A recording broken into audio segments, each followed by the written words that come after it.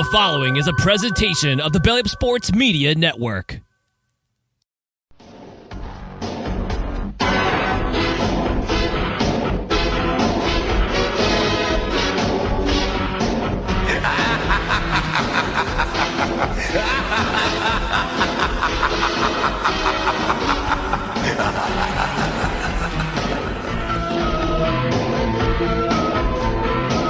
This is your main event, Mark's Podcast. I am your first host, lifelong wrestling fan, former radio guy, cat dad, and the softest part of the ring. I am Troy. And with me, as always, is the main event collector and figure hunting warrior. He's the WWE walking wrestling encyclopedia and the Nova to my Max Mini. He's Greg. What's up, Greg? No. There's like three other things you could have done on here, and you pick that. Well, yeah. I've used the Godwins before. I've used the Headbangers. I didn't want to go with the stereotypical Los Boricuas, so I had to go with the Minis. You could have went with Mullet Dude and Dude in the Austin hat in the front row, and I would have bought that better. But no, the Minis. Got to go with the. Got to give them some little love, man. No, all right. You're fucking stupid. Come on. You mean to tell me that wasn't the best match on the card? Some of the matches on this card that rank near the top. I'll tell you that. Dude, I realize we'll talk about it when we get to it. I know it was thrown on at the last minute, but holy crap. By the way, why was that the pivot? They were like, well, there's been a death, and we'll bring you some updates when we get them. By the way, the Minis! Because if you're going to pay homage to Brian Pillman, you got to have the dwarfs. Yeah, I like how they're like, well, we can't bring you Brian Pillman and Dude Love tonight, but, we have a replacement that we think you'll like. Out come the little people. What the fuck? Well, they saw that deal with Japan, or Mexico, right? And, that wrestling out there is, like, huge, I mean, you know that. No pun intended. Well, and as we all know... That was really no pun intended, I swear. Well, and as we all know, Lucha is huge in Missouri. Missouri. Yeah. There's no I in Missouri. It's Missouri. Yeah, right. Good Lord. This card, man, it was something. So we've now done this one, the one before this, and the one after this. So. Yeah. So you got the whole collection, everybody. Just about. I will say. What? Yes. I don't know if that fits, but there you go. But I will say there's really one word that I can use to describe this show. Mid. Trash. Or that. Yeah, I'll say mid. It was. I don't know. That last match really hooks you, but yeah, the rest of it's garbage. Yep. That second to last match, I'm going to say they're like, crap. We need to fill time because. Oh yeah. You know what you could have did? I don't know. Take the match with, one of the matches with someone good and make it a little bit longer, or a couple of them. Yeah, that second to last match, they're like, let's just stretch it out. Like, really? I mean, I like Bulldog and Bret. Patriot's okay. Vader is okay. Like, okay, Vader's good, but at this time, he's okay. But good. Yeah, WWE Vader was not great after '96. Right. And the Patriot is, like, on his way out. I don't know if we know that at the time, but he is. Just got in, but... Right. He's got an effed up shoulder, I guess, and whatever else. Clearly had huge plans for him, dude. They threw him right into the fire with best wrestler in the company at the time, or one of them. Sean's still better. Hot take, sorry. But I will say this. Yeah, it's they clearly thought he was going to be something, right? Well, I will say this about him. He had that fire tag team with Buff Bagwell and the other company. Yeah, right. Was that Stars and Stripes? Yeah, which I actually enjoyed, but looking back at it, they were trash. It was just the Patriot. Was he actually the Patriot there? Yeah. Wow. I think he owned the rights to it. That sounds familiar, but I thought he was something else, man. Oh, no, he was definitely the Patriot because I knew exactly who he was when he debuted, so that's how I know. Wow. Yeah. Oh, he was the Trooper. That was it. That was Stars and Stripes, though, right? Yeah, probably not. I think he was the Trooper in AWA, if I remember correctly. With no mask, but he's still a mask. That one I can't tell you for sure. But yeah, Stars and Stripes, man. Yeah, okay, no mask. He was like a highway trooper, whatever. You know, Wait. So he wasn't even like a damn army trooper? I don't think so. He looks like a state highway patrol with a mullet. So He's state like- highway patrol. That's all you had to say. Got it. Now Yeah, you're just right. being redundant, but He's got the aviator shades. He's got the hat. He almost looks like the American version of the Mountie. Like, I'm not joking. But yeah, he's he's the trooper. He always gets his man. good Lord. Except America would be soft on that. They'd let him be it. No, you can't be the Mountie. You know, offend our country. Well, and he had to have been, he had to have been the American version of the Mountie because he's hella Southern too. So that fits. Well, dude, he was a Gamecock. Hell yeah, you don't get much more Southern than calling yourself I that. believe he was a Gamecock, right? Wasn't he go to South Carolina? Yeah, he was from South Carolina. That's Yeah, yep. that's so. Yep. I just sent you a picture of what he looked like, and you tell me that's not the Mountie. Why would you call yourself the Gamecocks? I mean, it's a chicken, but yeah, I'm going to assume at the time that wasn't a frequently used term for, your genitals, but I don't know. Speaking of genitals, this show, but you see that picture? I like how it's in black and white, by the way. Yeah, right. Tell me that's not the American Mountie. Like, come on, man. Yeah. Right there. He didn't hold the stick and the ball and chain because Bossman was already doing it, right? I guess. Does the Highway Patrol arrest people? I think they just hand out tickets. I don't know how that works. Yeah. Any Highway Patrolman out there, first of all, don't pull me over. And second of all, do you guys arrest people? I don't drive, so I got that problem. Yeah, well, probably out in California on your highways, it's probably a good idea. I've heard some horror stories about the traffic out there. But getting back to this show, though, the news we're going to cover. Do we have to? There's some not great news. Obviously, the top story, I think everybody knows what it is. You know where we are. You know what the top story is. Right. Past that, we actually got quite a bit of news out of Japan involving like MMA. So we'll talk about all that. But real quick, before we get into all of it, though, I did want to thank the sponsor of the podcast. Today's episode is sponsored by Mahler Bros Golf. We all want to look good on the golf course, but it often comes at the expense of feeling good. Mahler Bros Golf has polos that look good and feel good. With their lightweight and stretchy material that hugs your body, you will feel cool while looking just as cool. Their polos are guaranteed to make you look better, but it's up to you to golf better. On a hot summer day on the golf course, there's no polo that you would rather wear than Mahler Bros Golf signature polos. Mahler Bros Golf has a large catalog of polos with designs for those who want a loud design and others for those who want a subtle and sleek-looking design. They also have fun t-shirts, hats, tumblers, and so much more to make your golfing experience better. Use code BELLYUP at MahlerBros.com for 15% off. Mahler Bros doesn't just have polos, by the way. They have really fun golf t-shirts that you can wear anywhere. Maybe like that barbecue that your family invited you to, or even that get-together with your friends. Maybe a night out on the town if you want to have fun while looking good and also impressing the local ladies. Make sure to let them know where you got that shirt and wear it proudly.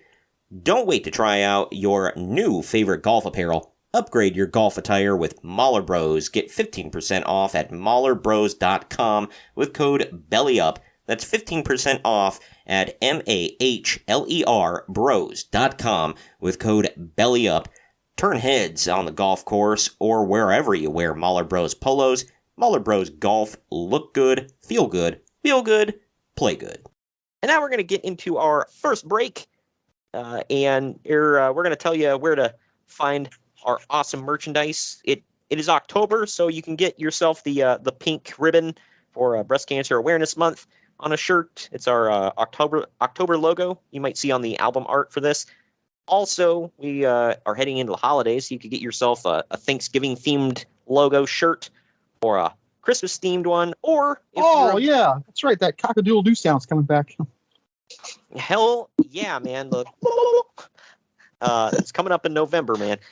And for all of you out there, if you're of the Jewish persuasion, we also have a Hanukkah-themed logo that you could get on a shirt. Yeah, I have a buddy who bought that shirt. He's not Jewish. I don't know why he bought it, but maybe he supports. You could know somebody who's Jewish and give it to him as a gift too. Don't forget.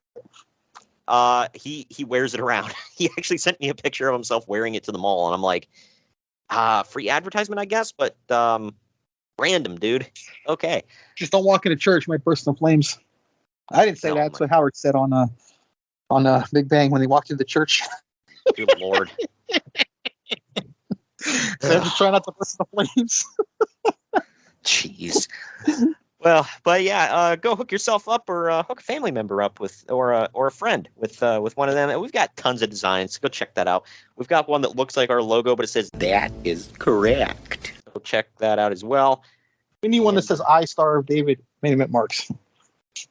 Yeah. But go check it out on our bonfire story. We'll tell you all about in our first break right here.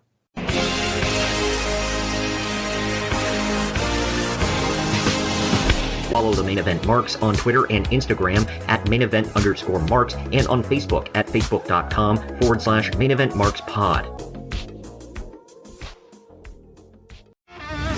Get ready to rumble in your new Main Event Marks merchandise. We've got t-shirts, hoodies, masks, hats, stickers, pins, and much more on our Redbubble store. That's maineventmarks.redbubble.com. You can also pick up some awesome clothing items with the latest updated show graphics on our Bonfire store. That's bonfire.com/store/main event marks. Support your favorite retro wrestling podcast and pick up some cool swag on our Bonfire and Redbubble stores. That's maineventmarks.redbubble.com and bonfire.com/store/main event marks.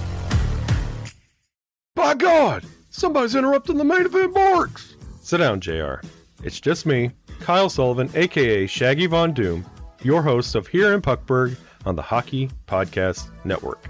I know, a hockey show on Main Event Marks. Who would have thought? This is an invasion angle. Somewhere between the Nexus and when WCW tried to invade WWE, somewhere in there.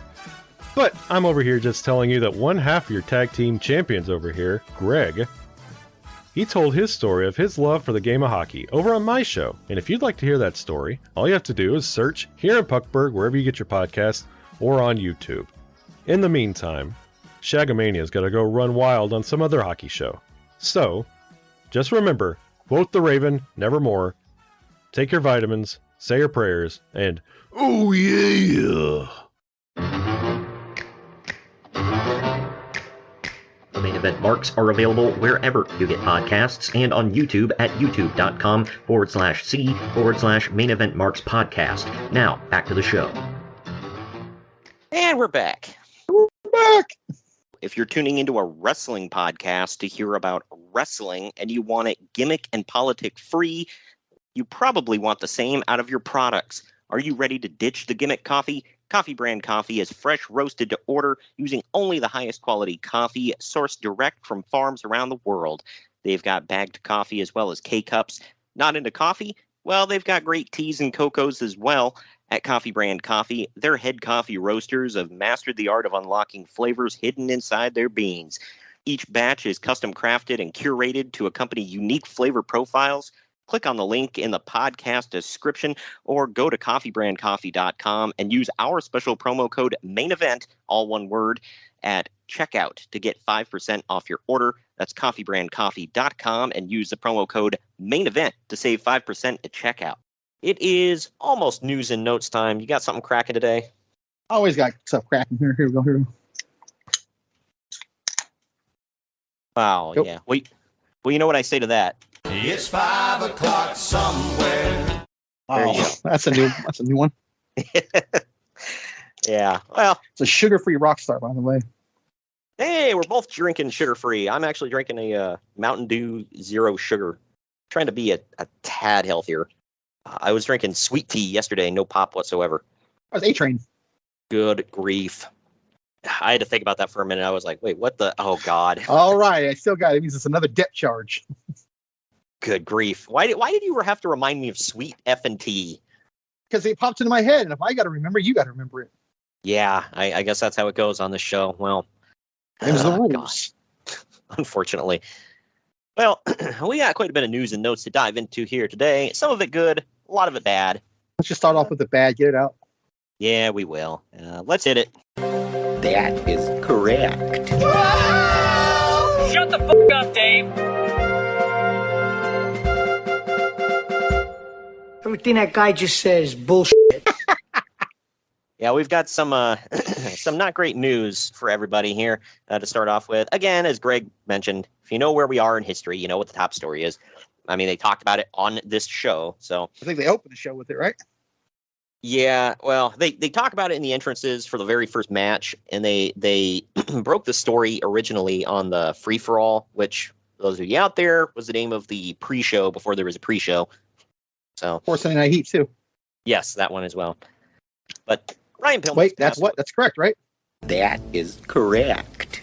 But first story here, Brian Pillman has passed away at the age of 35. Dang, I'm just slightly younger than that. Pillman's death appears I'm 4 to... years over, man, so I've already shot it. Yeah. Pillman's death appears to Overshot, I should say. have been from a heart attack in his sleep, although it's thought that prescription drugs may have played a part. Until toxicology results come back in, no one knows for sure. WWF learned of Pillman's death shortly before the Bad Blood pay-per-view went on the air. Vince McMahon announced Pillman's death on the pre-show, and everyone on the roster basically had to try to put their grief on hold for a few hours to get through the show. That freaking sucks, man. That's right up there with like when Owen Hart. I mean, the Owen Hart thing was worse. Like I said, Obviously, but also it wasn't as many people having to perform after it happened. This was a whole show. Yeah, right. Well, and I sent you that video. I've never watched Over the Edge, like the whole show. I saw that video somebody posted. Well, it sucks. So, I mean, for a couple of reasons, but Right. But Undertaker makes his entrance, and he's in the ring taking his coat off, and Paul Bearer's helping him, and he's just like staring at the part of the ring that Owen fell in, and you can tell he's like trying not to cry, and it's like rough to watch, man, because you can see it in his face. And here, I mean, Brian Pillman's like best friends had to go out there and perform the whole show after. yeah, the entire After Heart all that. Foundation, basically.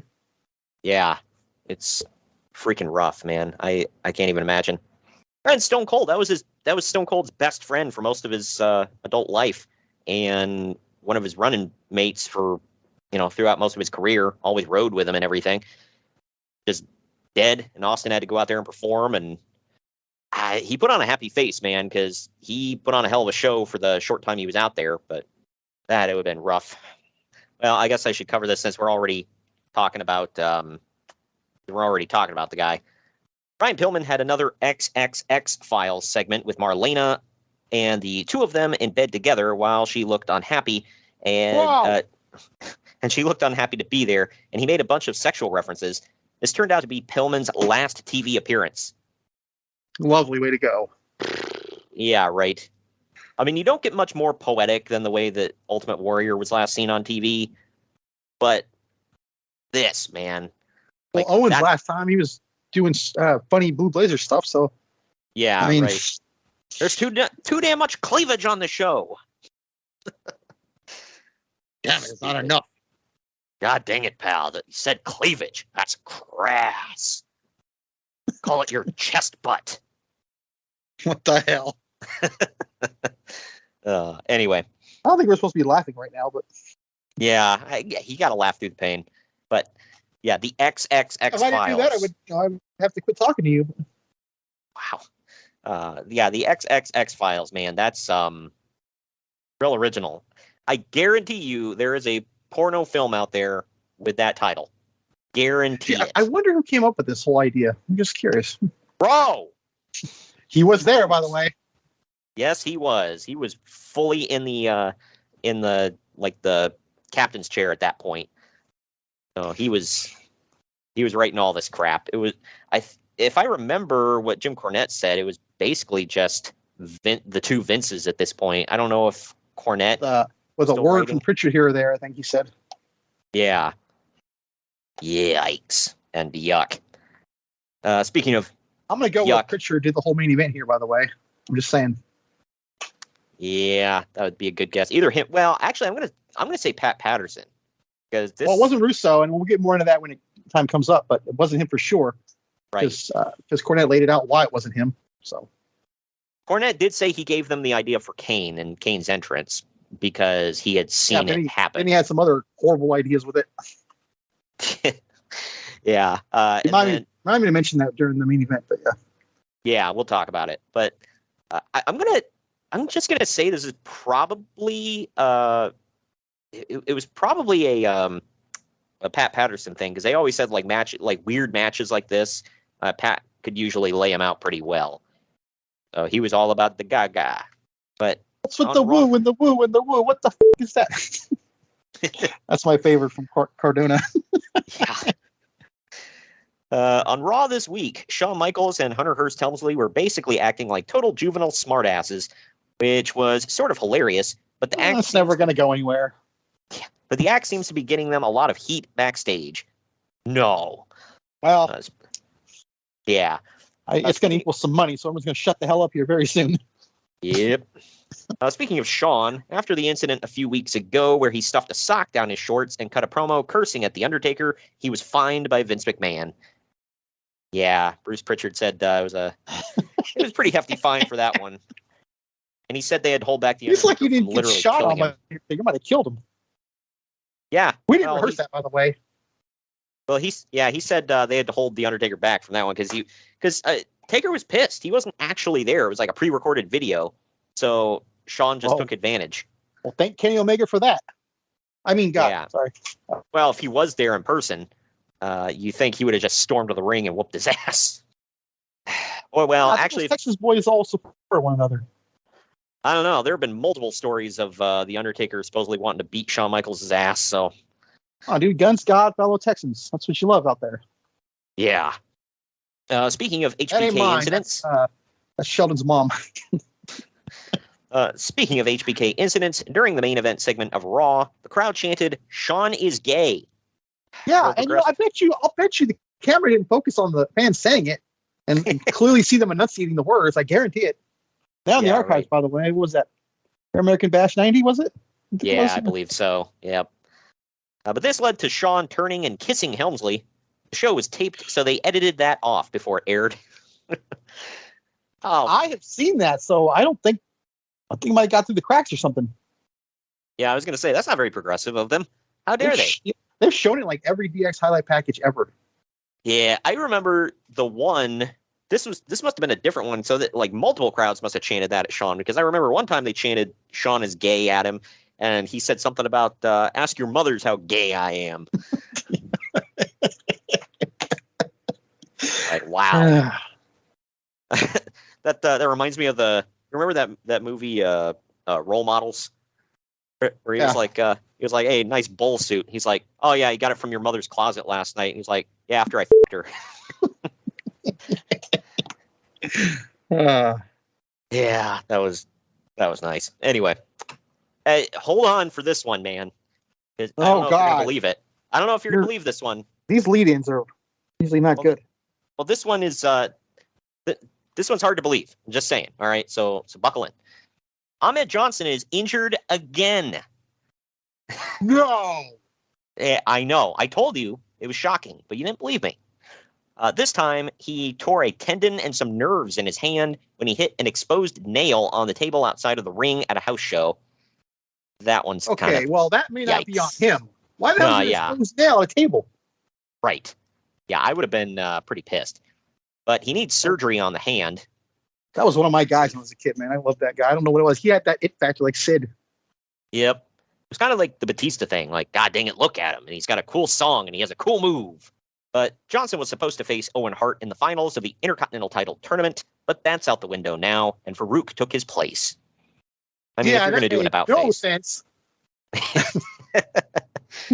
Johnson out. Farouk, you're in. The reaction to this match, by the way, we'll get more into that on the show, but it's like, to quote what Cornette does now. Who the hell? Who's the fucking heel? Yeah. Who am I cheering for?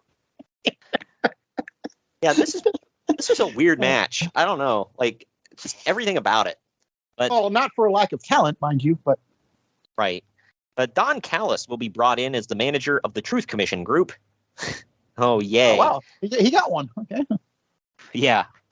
Well, the former manager, a guy named the Commandant, is actually from South Africa and was having issues with his visa. Go figure. Plus, they want a manager. You know, when I first saw that Commandant, I thought it was Jim Adnan. He lost like the skin tone.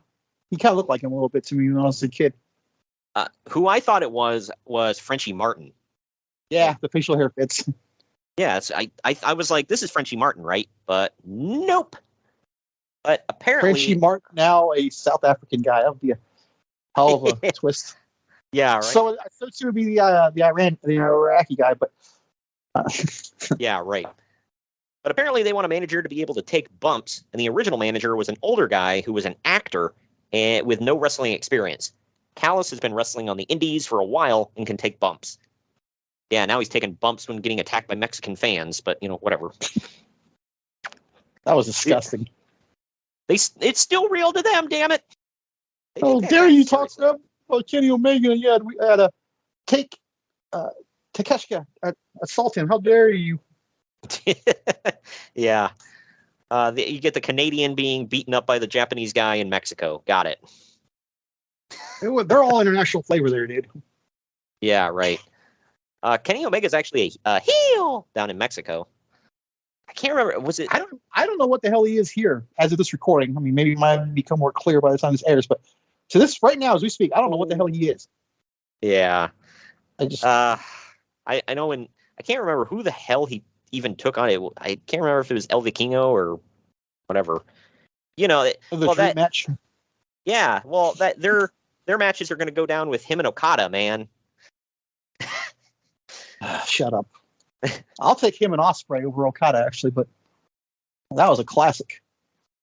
Yeah, those two can go. I thought he had some damn good matches. I never knew I liked Will Ospreay till that match. Yeah. Ospreay's gotten a lot better the older he gets, and I think it's because he slowed down a little bit, so he's not doing quite so many flips and just unnecessary BS. But either way, Olympic badass song. Yeah. Olympic silver medalist Matt Gaffari has not yet signed a WWF deal, though it's expected that he will probably soon. Won't. Because I've never heard of him unless he goes under another name or something. Nah, I looked him up because I was like, who is this guy? I don't recognize him at all. So they didn't get the silver medalist, but they're about to get the gold medalist. Yeah, right. Okay. Yep. They probably tried for them both. I mean, that'd have been a cool ass team or feud or whatever. That could have been the original.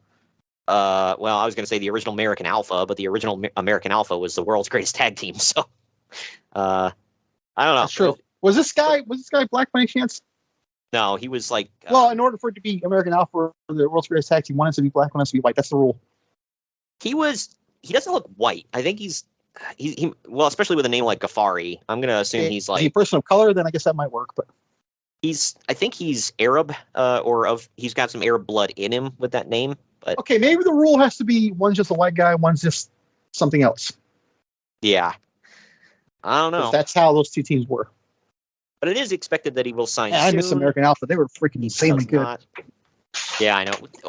I thought it was the dumbest thing ever when they split them up because then it's like it made no sense. Yeah. Well, first they tried doing giving a solo push to the guy who was not like I know he had to retire early and that sucks, but he was not the better of the two.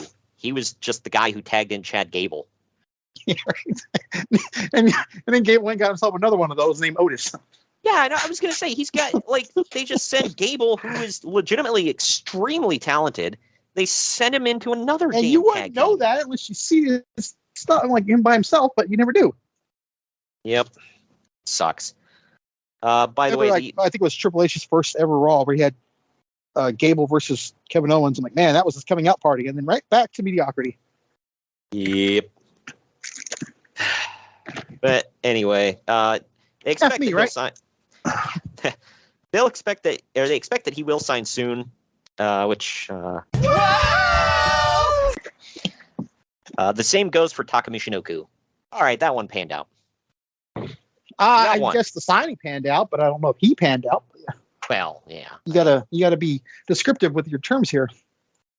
Well, it panned out that he signed with the company for sure, but he'd be there for a Other while. than like massive success, like wins and stuff, he would go on and do quite a bit there. To be fair, there were some people that they like these international signings. They're like, OMG, we got this person from this company, and they did big. Like they did that for Taka.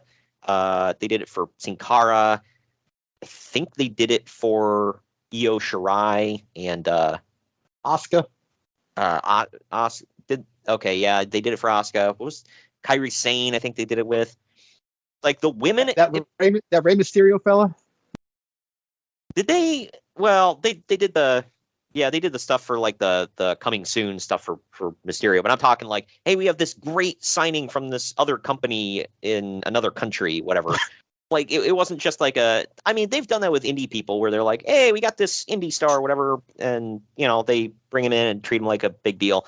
But I'm talking like, you remember when they were like, oh, there are newspaper articles, so and so is coming in from another country, whatever.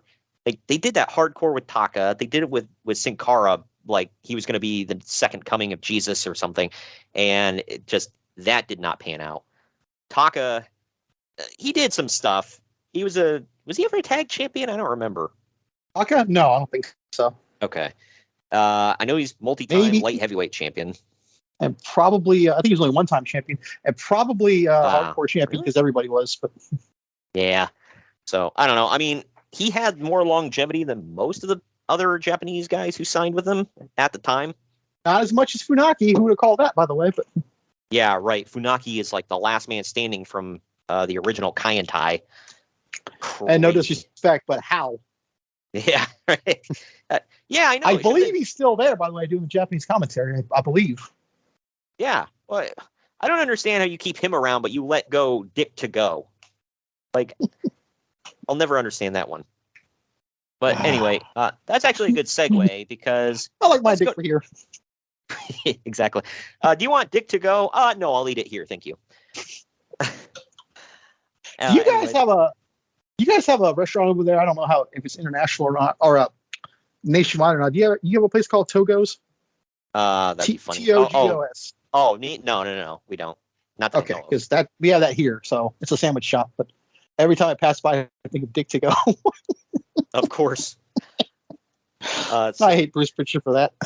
There is a that's actually a good segue though, because let's go to Japan.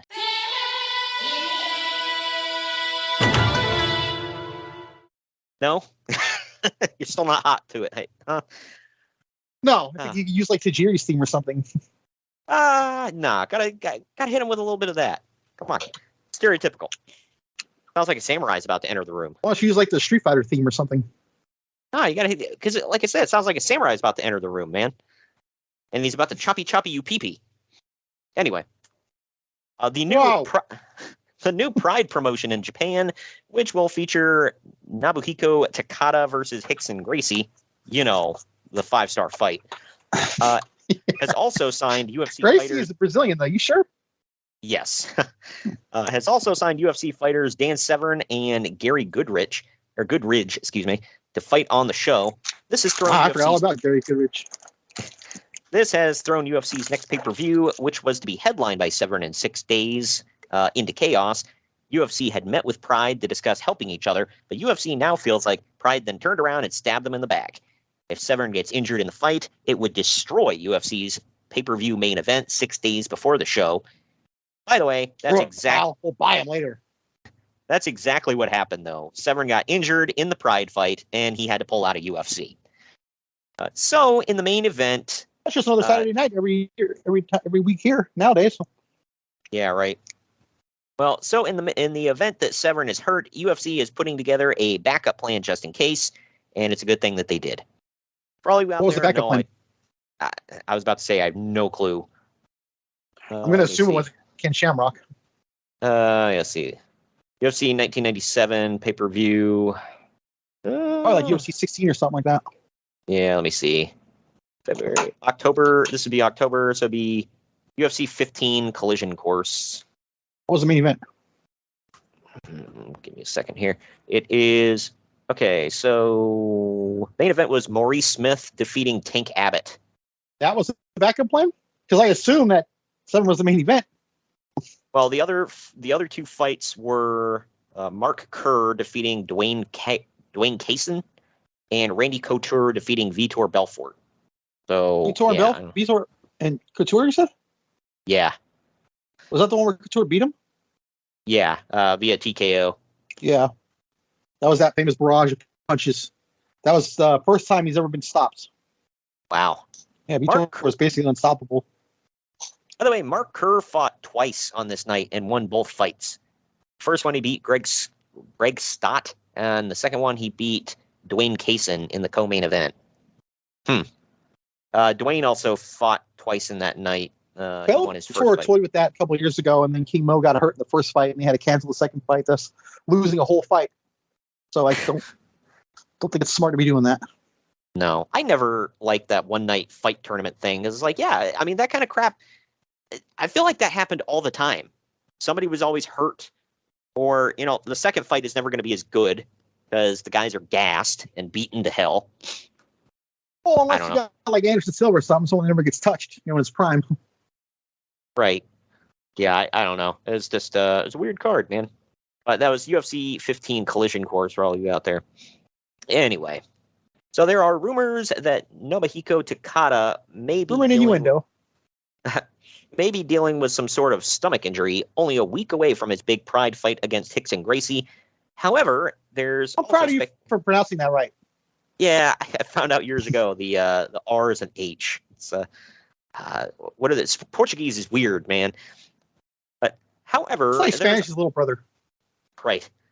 There's also speculation that he may be faking the injury in advance so that he will have an excuse if/when Gracie kicks his ass.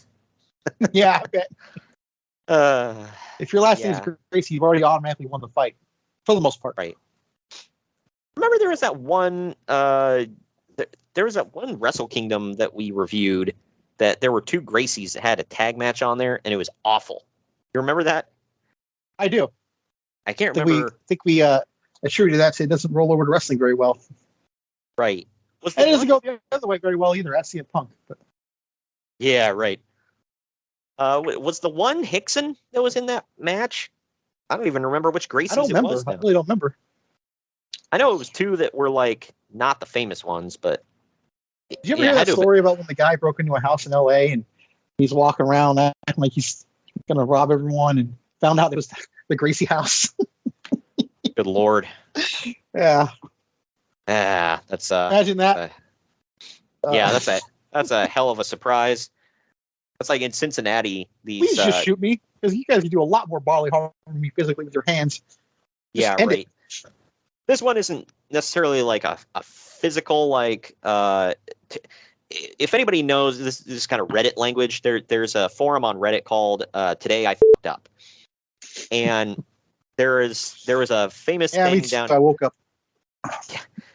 There was a famous thing down in Cincinnati a couple of years ago where these people broke into this gated house and was going to hold them up. It was an older couple. They tied them up, held them at ransom, and like tried to rob them, whatever. Well, the woman was a district judge and the husband was a prosecutor in the county for years. So, needless to say, them guys are fucked. Either way. By the way, it was Wrestle Kingdom 8 now in the archives, and it was Daniel and Holes, Gracie. I think it was Holes. R-O-L-L-E-S. We're going to go with Holes because I don't want to just disrespect anyone by laughing at their names, so we're going to go with Holes. Holes. Anyway. That was a great movie. Yeah, right. I'm tired of this, Grandpa. Well, that's too damn bad. Why is that the lie you remember? Because that's been a thing online in the last couple of months. That's become the new thing that people have dug up and made a meme out of. Anyway, FMW in Japan drew one of their largest crowds in company history thanks to help from the WWF and All Japan Pro Wrestling. Shocker. Well, thanks to WWF. I don't think All Japan Pro Wrestling.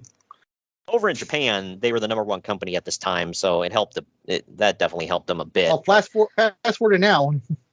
Yeah, right. Oh, it's a completely different story now. Nobody gives a crap, but at the time, yeah.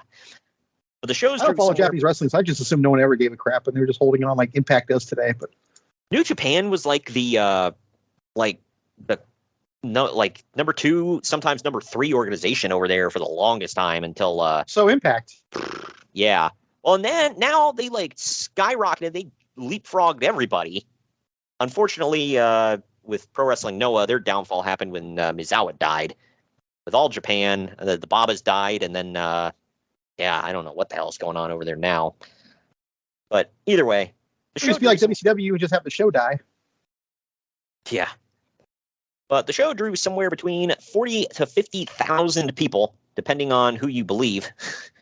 I will believe the company. I mean, they have the numbers, but yeah, right. I don't know if I believe Uncle Dave and his janitor crew giving him the inside scoop.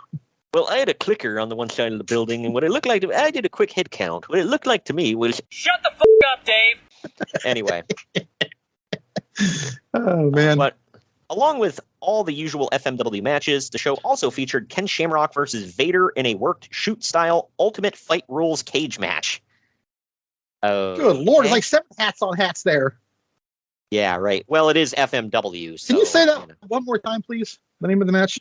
It was a shoot-style Ultimate Fight Rules cage match. I guess if you really focus on it, it's just an MMA match. Okay. Right. But however, Shamrock is still dealing with lung issues, and on a bump early in the match when Vader powerbombed him, Shamrock began coughing up blood again. So that was a legit injury, by the way, if anybody from that era didn't know. I think that's how he left WWE when Jericho did that to him. Oh, really? I feel like this last time we ever seen him, he was coughing up blood after I think it was a double power. Going forever, bro.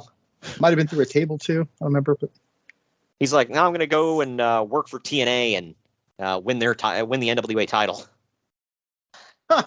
Give us some butts in the seats. Yeah, right. And I like Shamrock. Before he says anything, but let's be real. Right. Yeah. He and I had a long conversation in New Orleans about him never being WWE champion. Do you remember that? I remember you talking to him. I don't know what, and I know you said you brought up him fighting Tito and him basically saying Tito's in way better shape. Yeah. And I brought up him fighting Horace Gracie a couple of years ago in Bellator.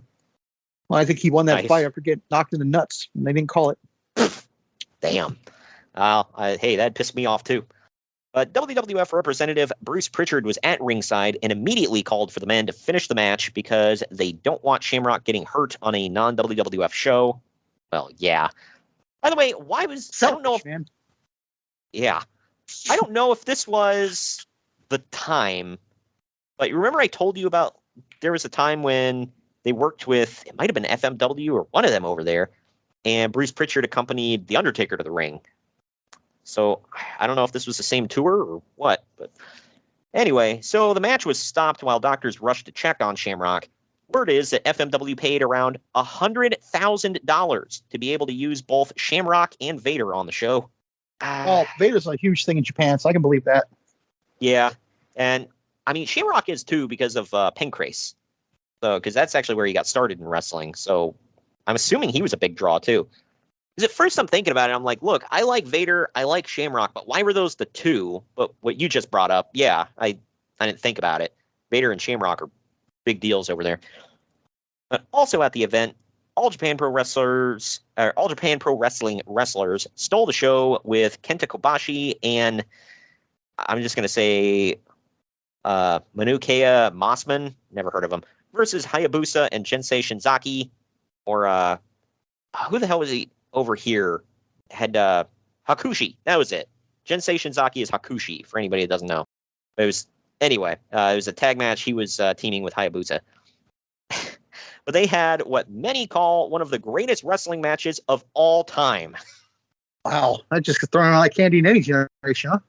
Yep. Uncle Dave says that he has never seen the match. He says he's never seen the match, so he's getting this information secondhand. Wow. So that means, so he has a Japanese fanboy over there going, "Oh, it was the greatest match I've ever seen. 5-star in Tokyo Dome." Is that racist? Just for anyone listening, that's not Greg speaking. Is that racist? I don't even know. I don't know, and I ain't touching it. If anybody's listening and gets pissed off about it, like, I didn't say anything offensive, okay? So you can all F off.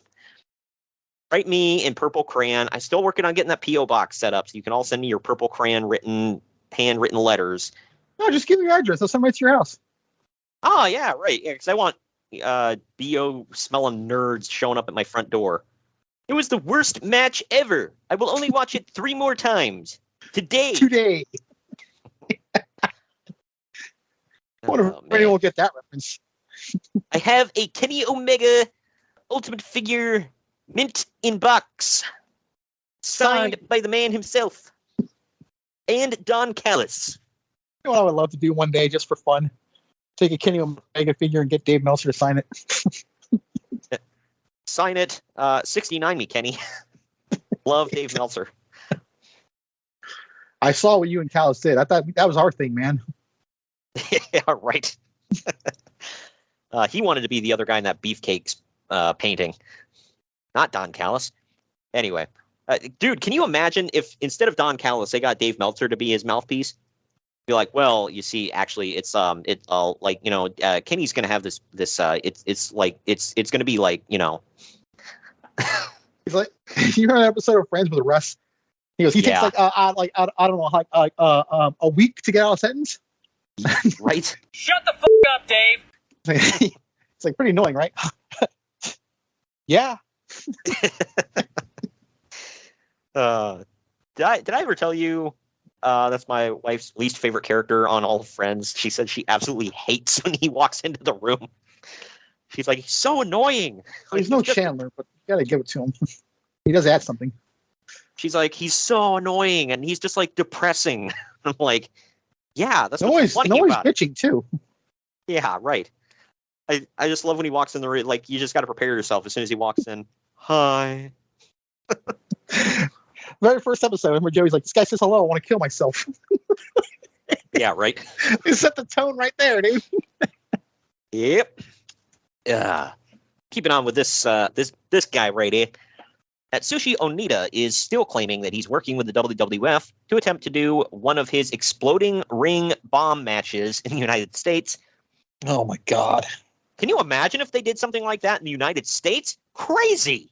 Bro. Anyway, Onita has had this dream for more than a year, but as of yet, it hasn't taken place. If it does, it will almost certainly have to be at an outdoor arena because Uncle Dave doesn't think that any of the major indoor arenas that WWF runs will allow that to happen. Well, not yet. Plus, the WWF is strongly against running outdoor arenas due to the potential weather and lighting issues. Oh, well then. They're going to change their tune on that. Toot sweet. I guess it happens kind of down the road. It's not like anytime soon, I guess. What was the first outdoor show you remember them running after, like, this era? WWE? I mean, yeah. I'm thinking, WrestleMania 19 comes to mind. This is WrestleMania. That was that could be either or. I don't know if they had the roof retracted or not, but WrestleMania 24 was outdoors. That might have been the next one, actually. Yeah, I don't remember. I obviously WrestleMania 24. Yeah, because obviously WrestleMania 9 was outdoors.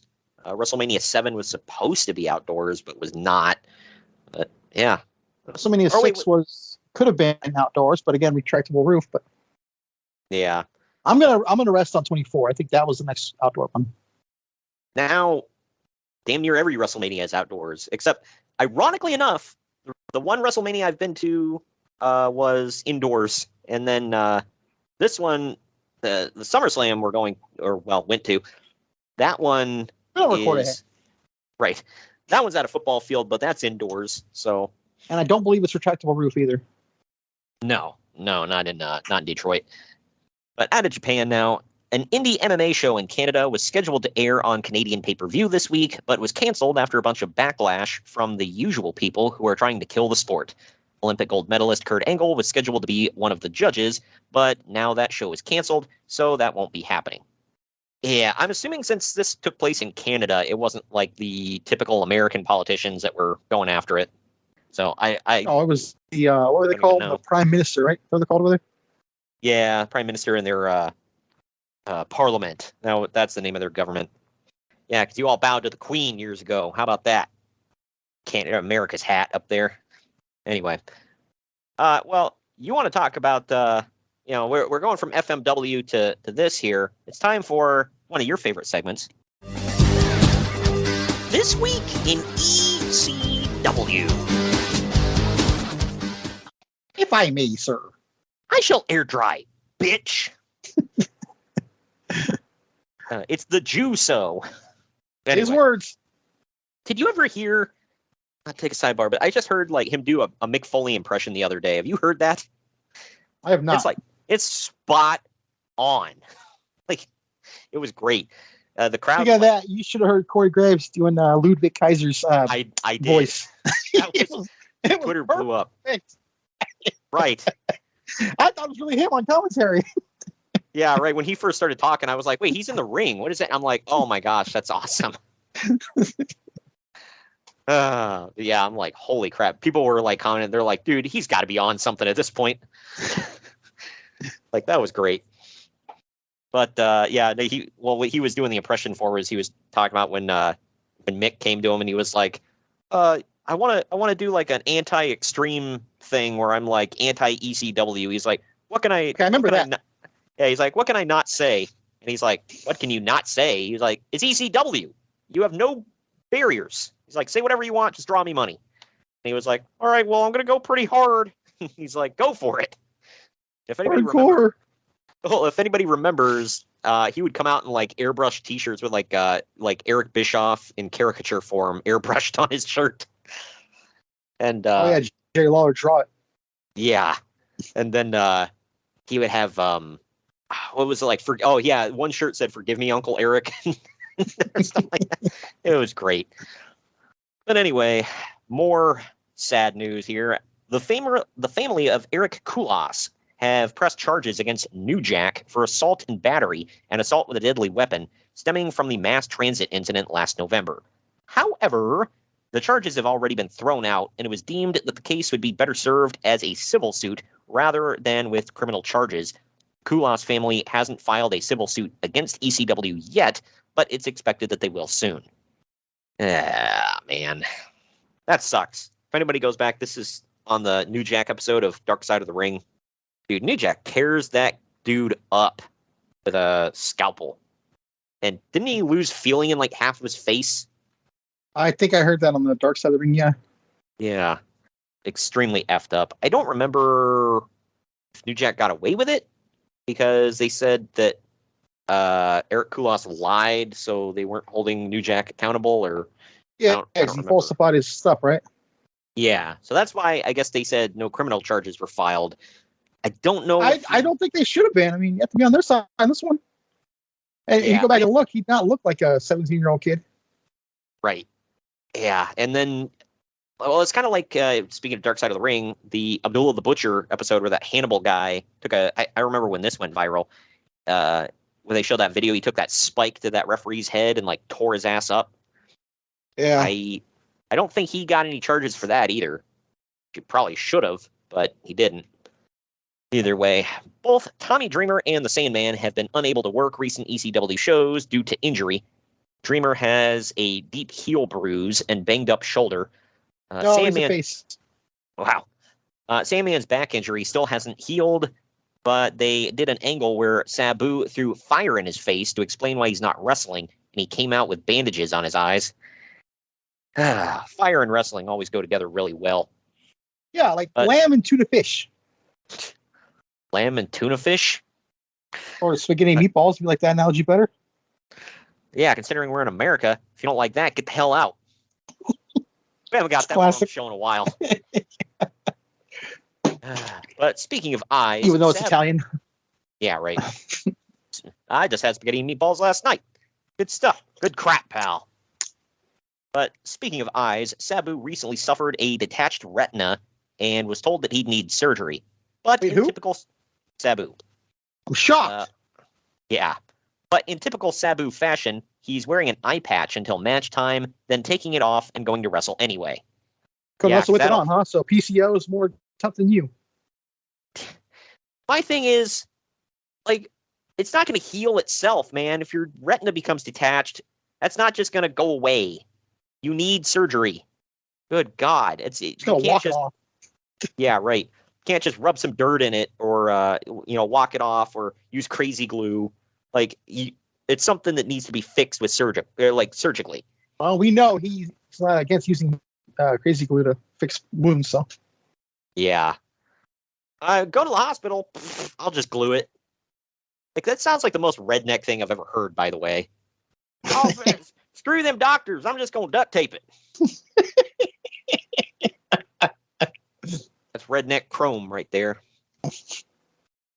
But at a recent ECW show, Bam Bam Bigelow threw Spike Dudley into the crowd from the ring, similar to the spot that he did at the last pay-per-view. But this time, the fans picked up Spike and body surfed him around the entire arena. I remember that. Dude, he's lucky that he didn't just wipe out a crap ton of fans and then they all came back and sued. Like, why is Paul Heyman like, yes, keep chucking humans into the crowd? Even Tony Khan is like, what the fuck? You know, like, AEW just had rules for their last Blood and Guts about don't throw crap into the crowd. I mean, that shouldn't need to be said. Does that include human bodies? Yeah. Well, look, I didn't throw an inanimate object into the crowd, all right? I mean, it's like a full-size human. And he's a little guy. Full-size, really? It's like calling you a full-size human. I'm fully grown, so, I mean, it is, you know, a little Eventually, sure, I'll give you that. I'm between Hornswoggle and MJF, I'd say. Somewhere in there. But yeah, you just picked up Spike Dudley and just chucked his ass at people. And for what, cool. by the way? Because he's hardcore. He's hardcore. Speaking of that, Terry Funk was inducted into the West Texas A&M Schools Hall of Fame. He was a lineman. That was his speech, by the way. I almost didn't make it because my horse was sick. God dang it, Cactus. If he dies in that ring, you're going to pull his carcass on top of you for the 3 count. Apparently that was something he said to Mick Foley when he was a rookie taking on Ron Simmons. Terry Funk literally told him, he said, if he dies in that ring, you're going to drag his ass on top of you for the 3. I was watching an old review from Brian Zane. I don't know which match show it was. It was Terry Funk and somebody in a hardcore match in WCW. Remember that great division? Yeah. I remember this happening, but I don't remember this part happening. There's a scene, this part where they fight in a barn. Yes. Right next to a horse, and the horse kicks him in the face. He back kicks him, and he stands up and goes, stupid horse, and socks him. I've never seen that until that review. Yeah, right. I never seen it either. Well, and the thing is, like, I'm telling everybody now, I don't care how tough you are, you get back kicked by a horse, that might put your ass down. All right. Terry Funk stood up, said, stupid horse, and freaking cold cocked him. I'm like, you punched a horse. Like, what the hell? And he takes days off for the horse getting sick. Yeah, right. So maybe he's allowed to do that for that reason. I don't know. I was told, for anybody out there, my wife works in veterinary medicine, and she volunteered at some like horse barn before. They did say horses have like very like thick, tough heads and skulls or whatever. So they said sometimes like if a horse is getting like rowdy and coming at you, like just freaking punch him or, you know, hit him. Because they said that like it doesn't hurt him, but it'll let him know it's like, whoa. Yeah, well, what if you anger them? Apparently that throws them off. So it doesn't. I tried it. Yeah. Well, this one girl said this horse just like came charging at her, and she wasn't going to get out of the corral in time. She picked up the feed bucket and whacked it upside the head, and then jumped out. I don't know that I could do that. That'd be rough. Well, if I had a charging horse coming at me, I'd be like, ah! And if I had a feed bucket in my hand, you better believe I'm smacking it. I used to hate myself for accidentally stepping on my dog's tail. Yeah. I mean, it would suck, but at the same time, they said its head is so hard, like it really doesn't feel it. Like there's no way a human punching it could actually hurt it. So it's gonna hurt you more than them. But still, it's kind of funny. Like I don't think he punched it in the head. By the way, I think Terry Funk like punched its ass or something. Of course, which makes it funnier. But anyway, Funk was a lineman for the school's football team in the 1960s. Terry joins his brother Dory, who was inducted several years ago. The Funk brothers. The only brothers, by the way, who both held the NWA world title. They tell you that on this very show. I'm pretty sure R-Truth's the only brother that ever held the NWA title. Mother of God. Well, he is. Moving on. Well, I guess Tyrus is one too, so. Yeah. Well, I don't think anyone's bragging about that. At least R-Truth was good. Hey, Booker T thinks it. Didn't Oh, I know. Booker T said he would change the channel, didn't he? Or something like that. Doesn't pass the airport test.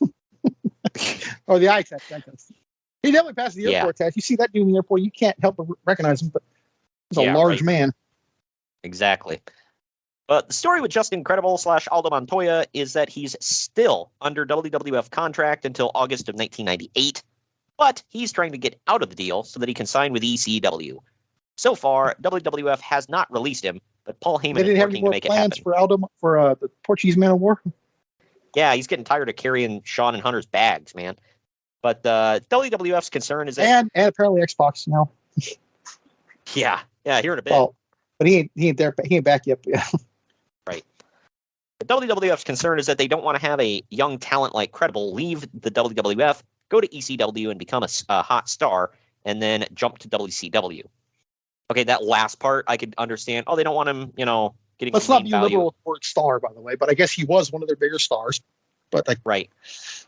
I could see that last part where they're like, well, we don't want him getting recognizable, I'll say, and then going to the competition. But at the same time, you think he's going to be a quote-unquote hot star in ECW? He was the prettiest guppy in the ocean. I'll give him that. Yeah. At one point. Well, by the time he was going in ECW, they had a handful of talent. There was like him, Rob Van Dam, I guess Tommy Dreamer, you could kind of throw in there. Lance Storm, and Steve Corino, and Jerry Lynn. Those are the ones off the top of my head. I guess Tajiri. Did you say the Sandman? He was one of their bigger ones, whether you like it or not. Well, I was going to say he was a star, but I'm talking like talent. Then just say Lance Storm or RVD and you're done. Hey, like I said, there was Jerry Lynn, and Justin Credible was good. He just had to have the right dance partner. I'll admit I forgot about Jerry Lynn. Yeah. Tommy Dreamer was okay. Again, he had to have the right dance partner. But I don't know. Skipping over to WCW, though, Kevin Nash had surgery on his knee. Go figure. Oh, there's another shocker. Yeah, this could literally my be any time. The floor every time you speak today. This could be any time. Like, literally any time in history. As of this recording, probably yesterday. But he's expected to be back around late November. We love Nash, by the way, if anyone says anything. Yeah, he's going to pull his quad signing autographs at WrestleCon. God, I hope not. But speaking of somebody else, fairly pushing that old age here, Ric Flair is expected back in early November from something that isn't clear at this time. This might be the cosmetic face surgery. I don't remember what it was, but he would come back, I believe. Was this when he took time off after Fall Brawl, or was that 98? Because I can't remember, because he had the cage slammed on his face. I think that was 98. Yeah, so this probably was due to the facial surgery, because that's actually why. I could swear he wrestled Hennig at Halloween Havoc, though. So I think he comes back before November. Yeah, so I think we did that. Yeah, he's only out for a few weeks, because that's actually why they specifically had Hennig slam the cage door on his face, because he was getting some cosmetic facial surgery, and if he came back looking different, he wanted an excuse as to why. They can be like, oh my God, he had to have reconstructive surgery and whatever. So I will say that's a pretty good cover. Yeah. I don't hate it. But Dean Malenko is suffered a back injury last week, rather, and has missed house shows ever since. He's got that. Yeah, well, he probably broke his back from helping Rey Mysterio carry the whole Cruiserweight division. Yeah, I was going to say something along those lines. Yeah. And pretty soon he's going to transition to his feud with Jericho, isn't he? Or is that already happening? No, it's coming now in the archives. Bash the Beach 98. Your mother wears army boots. But Scott Hall has been you and your brother look nothing alike because your dad was never around. So. Yeah, right. You ever wonder why you and your brother look nothing alike? That was effed up. Scott Hall. Was he on Russo? Right. He wasn't even there. That's probably straight out of Jericho's own head. But Scott Hall has been on crutches all week for some reason, but is still expected to work Halloween Havoc.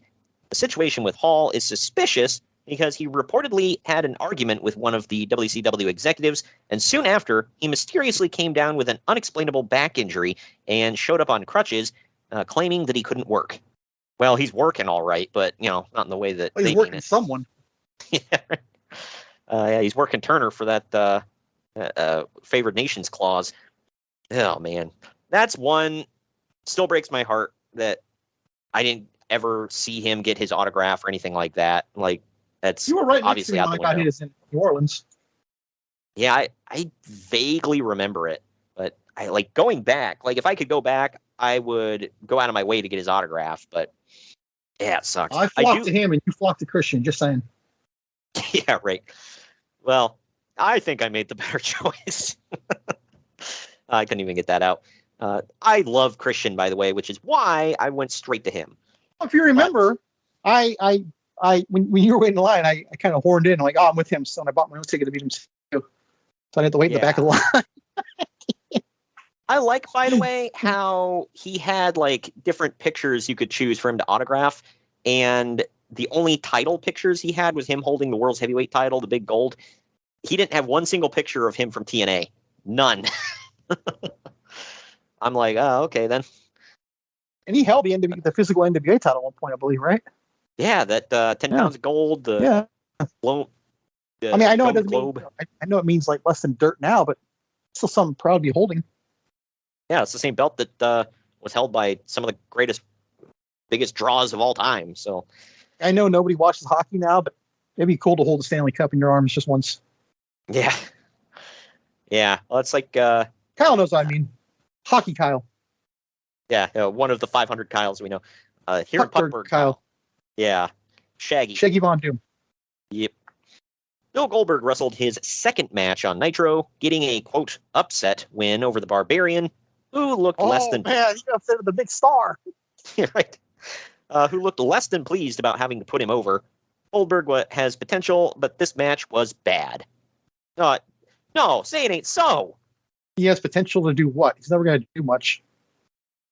Yeah, Goldberg's just going to crap out right here. That Goldberg guy, he's not going anywhere. Who would care about a big Jewish monster?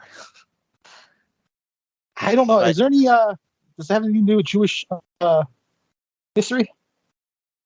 I don't know. What's funny is... sure there's a joke there to be had, but I don't know Jewish history, so it's not like David and Goliath. Next time Goldberg comes to the ring on his Chiron, it should just say famous Jewish wrestler Bill Goldberg.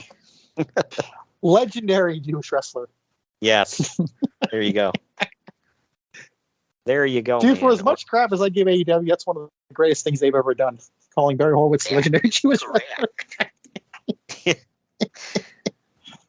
You know that is that's legendary Catholic comedian Chris Farley. Yeah. Just to show how much of a disorganized mess WCW is lately, they have been airing ads for the next 2 months on house shows, advertising the Four Horsemen versus the NWO. However, on Nitro this week, Ric Flair disbanded the Horsemen, so that group is done. Now, all the promotional material and plans for the next 2 months of house show main events has to be scrapped and redone. So, going back to your earlier point... They'll be done for a year, literally a year. I think September next year will come back. So, like 11 months, not even a year. Okay, I'm wrong on that. And then we get I love when we get the famous Ric Flair return promo, the "Fire me, I'm already fired. Fire me, I'm already fired," which makes no sense. Like it was a cool moment, but like you think like he's so worked up and yelling and turning red and spit, he like bit his that's tongue. the third time of the show where you shocked the hell out of me with something. Yeah, I can't believe that he's fired up and turning red. And he like bit his tongue to the point of where he's bleeding, and then he drops that line about "Fire me, I'm already fired." Like what? Like if you're already fired, then why are you saying "fire me"? Ugh, whatever. So hey, remember this time in history, man, because Nitro continues to kill Raw in the ratings. In fact, this week, after Nitro went off the air, Raw's second hour numbers actually decreased. The whole idea of changing Raw time slots was that they would have a second hour unopposed, with hopes that WCW fans would switch over to Raw after Nitro ended. You got that queued up again? Yeah, well, not only is that not happening, but Raw's normal viewers seem to be tuning out as well. Meanwhile, Nitro going head-to-head with both Raw and Monday Night Football is still doing phenomenal numbers. Yeah, for now. According to Pritchard, they never worried about Monday Night Football because they had a set audience. So I don't know how much I believe that, but... Yeah, I mean, you have to know there is a portion of your audience that, depending on the game, is going to watch that instead of Raw. Like, you have to account for that. Like, saying, the Cowboys or the Steelers or something, it's going to affect it. But like when WWF or WWE, whatever, says, oh, we don't pay attention to so-and-so, they're not competent. Like, you pay attention to everything.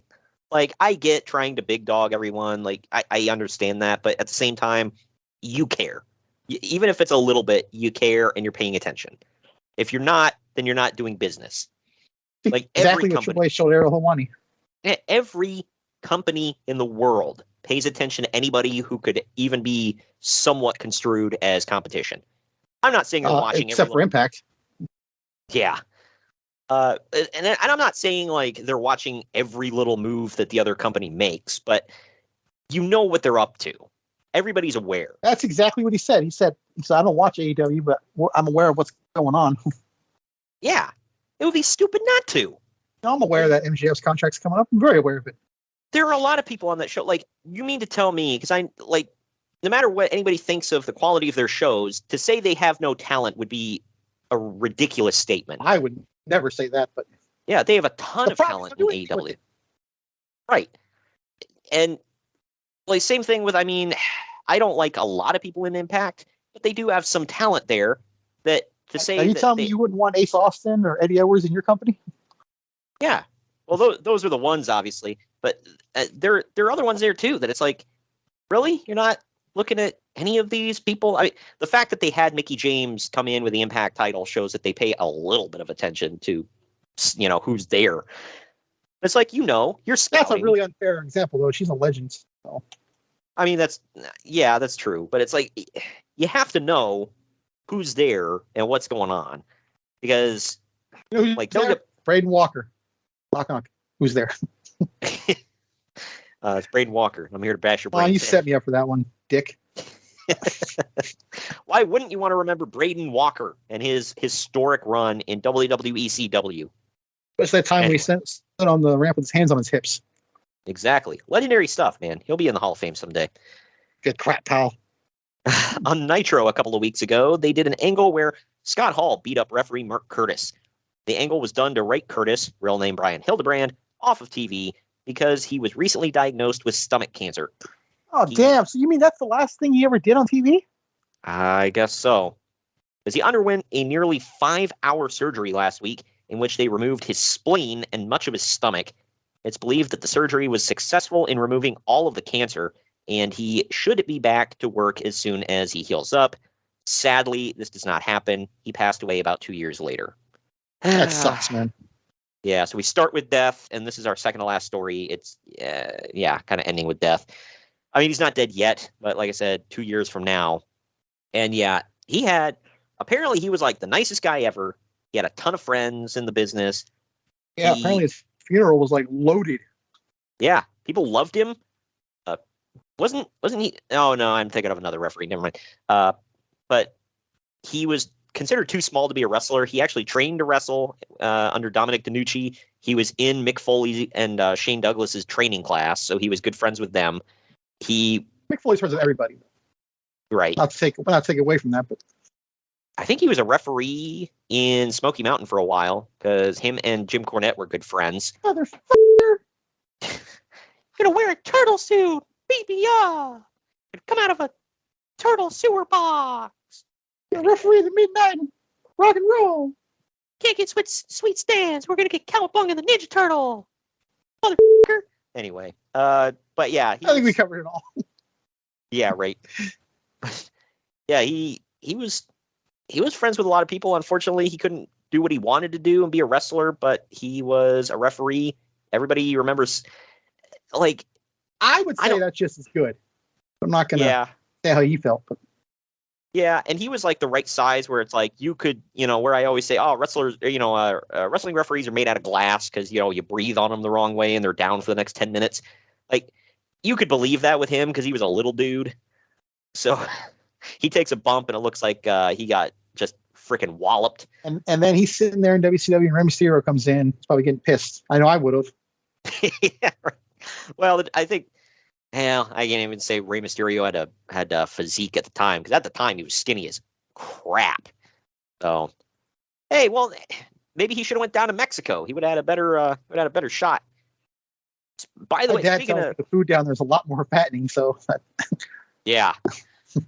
Well, I don't know if you saw this, but Rey Mysterio's wife had actually posted something on social media, like posting pictures of her and Rey throughout the years. And there's a picture of like when they first met, and she's like, "Oh, I was 15, you were 17," or something like that. She's always looked older than him, but I was like, wait a minute, he's 17, he looks 7. Like, good God, he was in a mask and he still looked like a prepubescent child. And like Anthony Bowens. Yeah, dude, I was just like, wow, man, I've never seen someone. I'm like, how? I've never seen someone age that slowly in my entire life. I would say his son ages worse than him. Right. Well, yeah, I mean, you got to think he looks a lot like his dad. I will say that. But he's got some of his mom's genes in there. So, she ages like normal people, whereas Rey Mysterio is just a freak of nature. Not in a bad way. I think he got a hold of that Billy Gunn, whatever he's been on. Dude, Billy Gunn's looking at him like, dude, calm down. But anyway. I got a random ass text from a mutual friend. He's probably going to hear this. He said, "Whatever the hell supplements Billy Gunn's on, I want some of those." Yeah, right. Yeah. Guy's pushing 50, and he looks like that. Yeah, go to hell, dude. How do you look that great? Good genes, I guess. Now he orders from Good Ranchers, so he gets an American-made or American farmed meat from right here.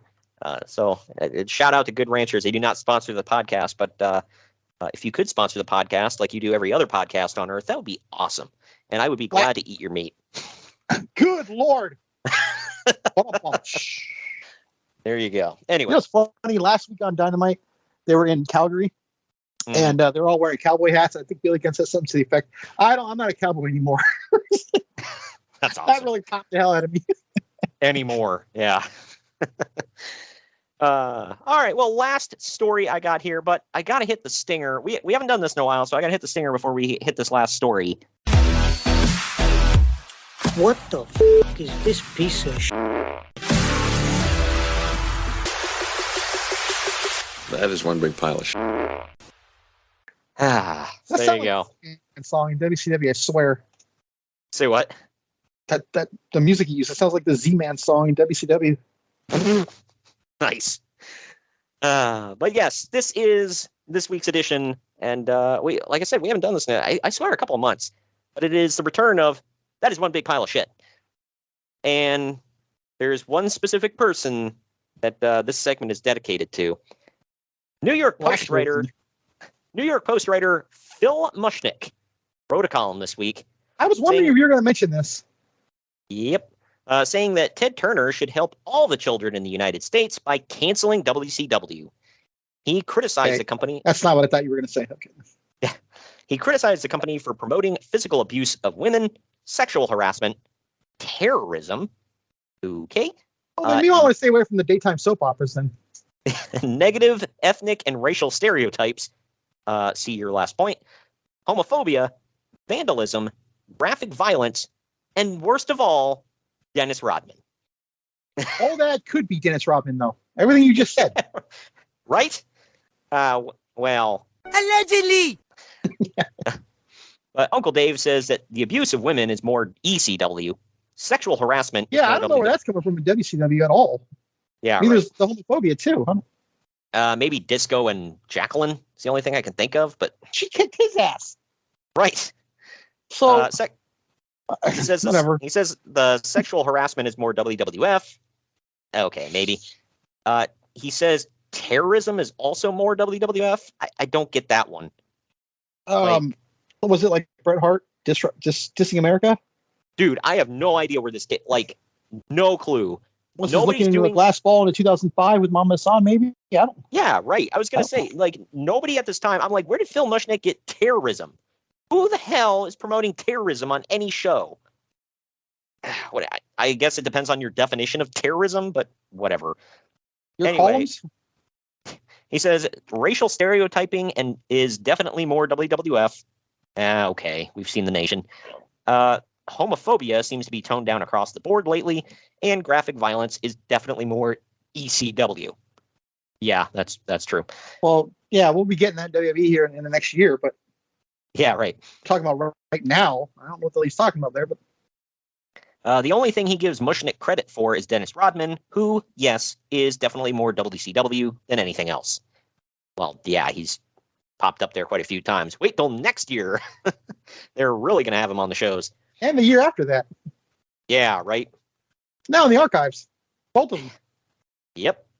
American Bash 98 and Road Wild 99, right? I think so. Unfortunately, but yes.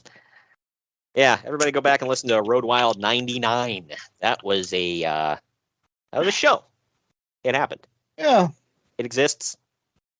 Yeah. Anyway, that does it for the news and notes.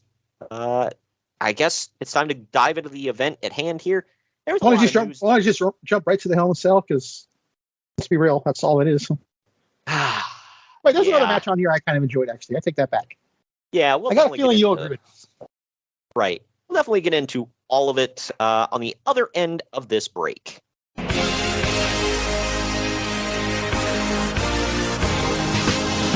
Follow the Main Event Marks on Twitter and Instagram at @mainevent_marks and on Facebook at facebook.com/maineventmarkspod. Good morning, good afternoon, good evening, and good night. My name is Thomas, and what's your name? I'm Alan. Yeah. We're brothers. That's right. Yeah. Same mother and father. Your room was... we shared a room. Shared a room? We shared a room. Thought I knew your face. Yeah, we go way back, mate. Yeah. We should do a podcast then. We have. We do a podcast? We do a podcast. What's it called? The Broadcast. Yeah, that was planned. Yeah, well. What do we do? Well, we cover all different things in the world of pop culture. We're talking about comic books, we're talking about professional wrestling, and we're talking about movies. Go back and watch classic retro wrestling events, the likes of WWE, WCW, and if you do like that, you can check us out on Apple iTunes, also on Podbean, Anchor, and on Podknife. Also check us out on Twitter at The Broadcast. That's BROKAST. They nearly stuffed up the ending. Hey, it's all right. Good on you. Yeah. Instagram also at The Broadcast Podcast. Remember, we don't spell it with a C. We spell it with a K. Sorry, mate. Take it easy.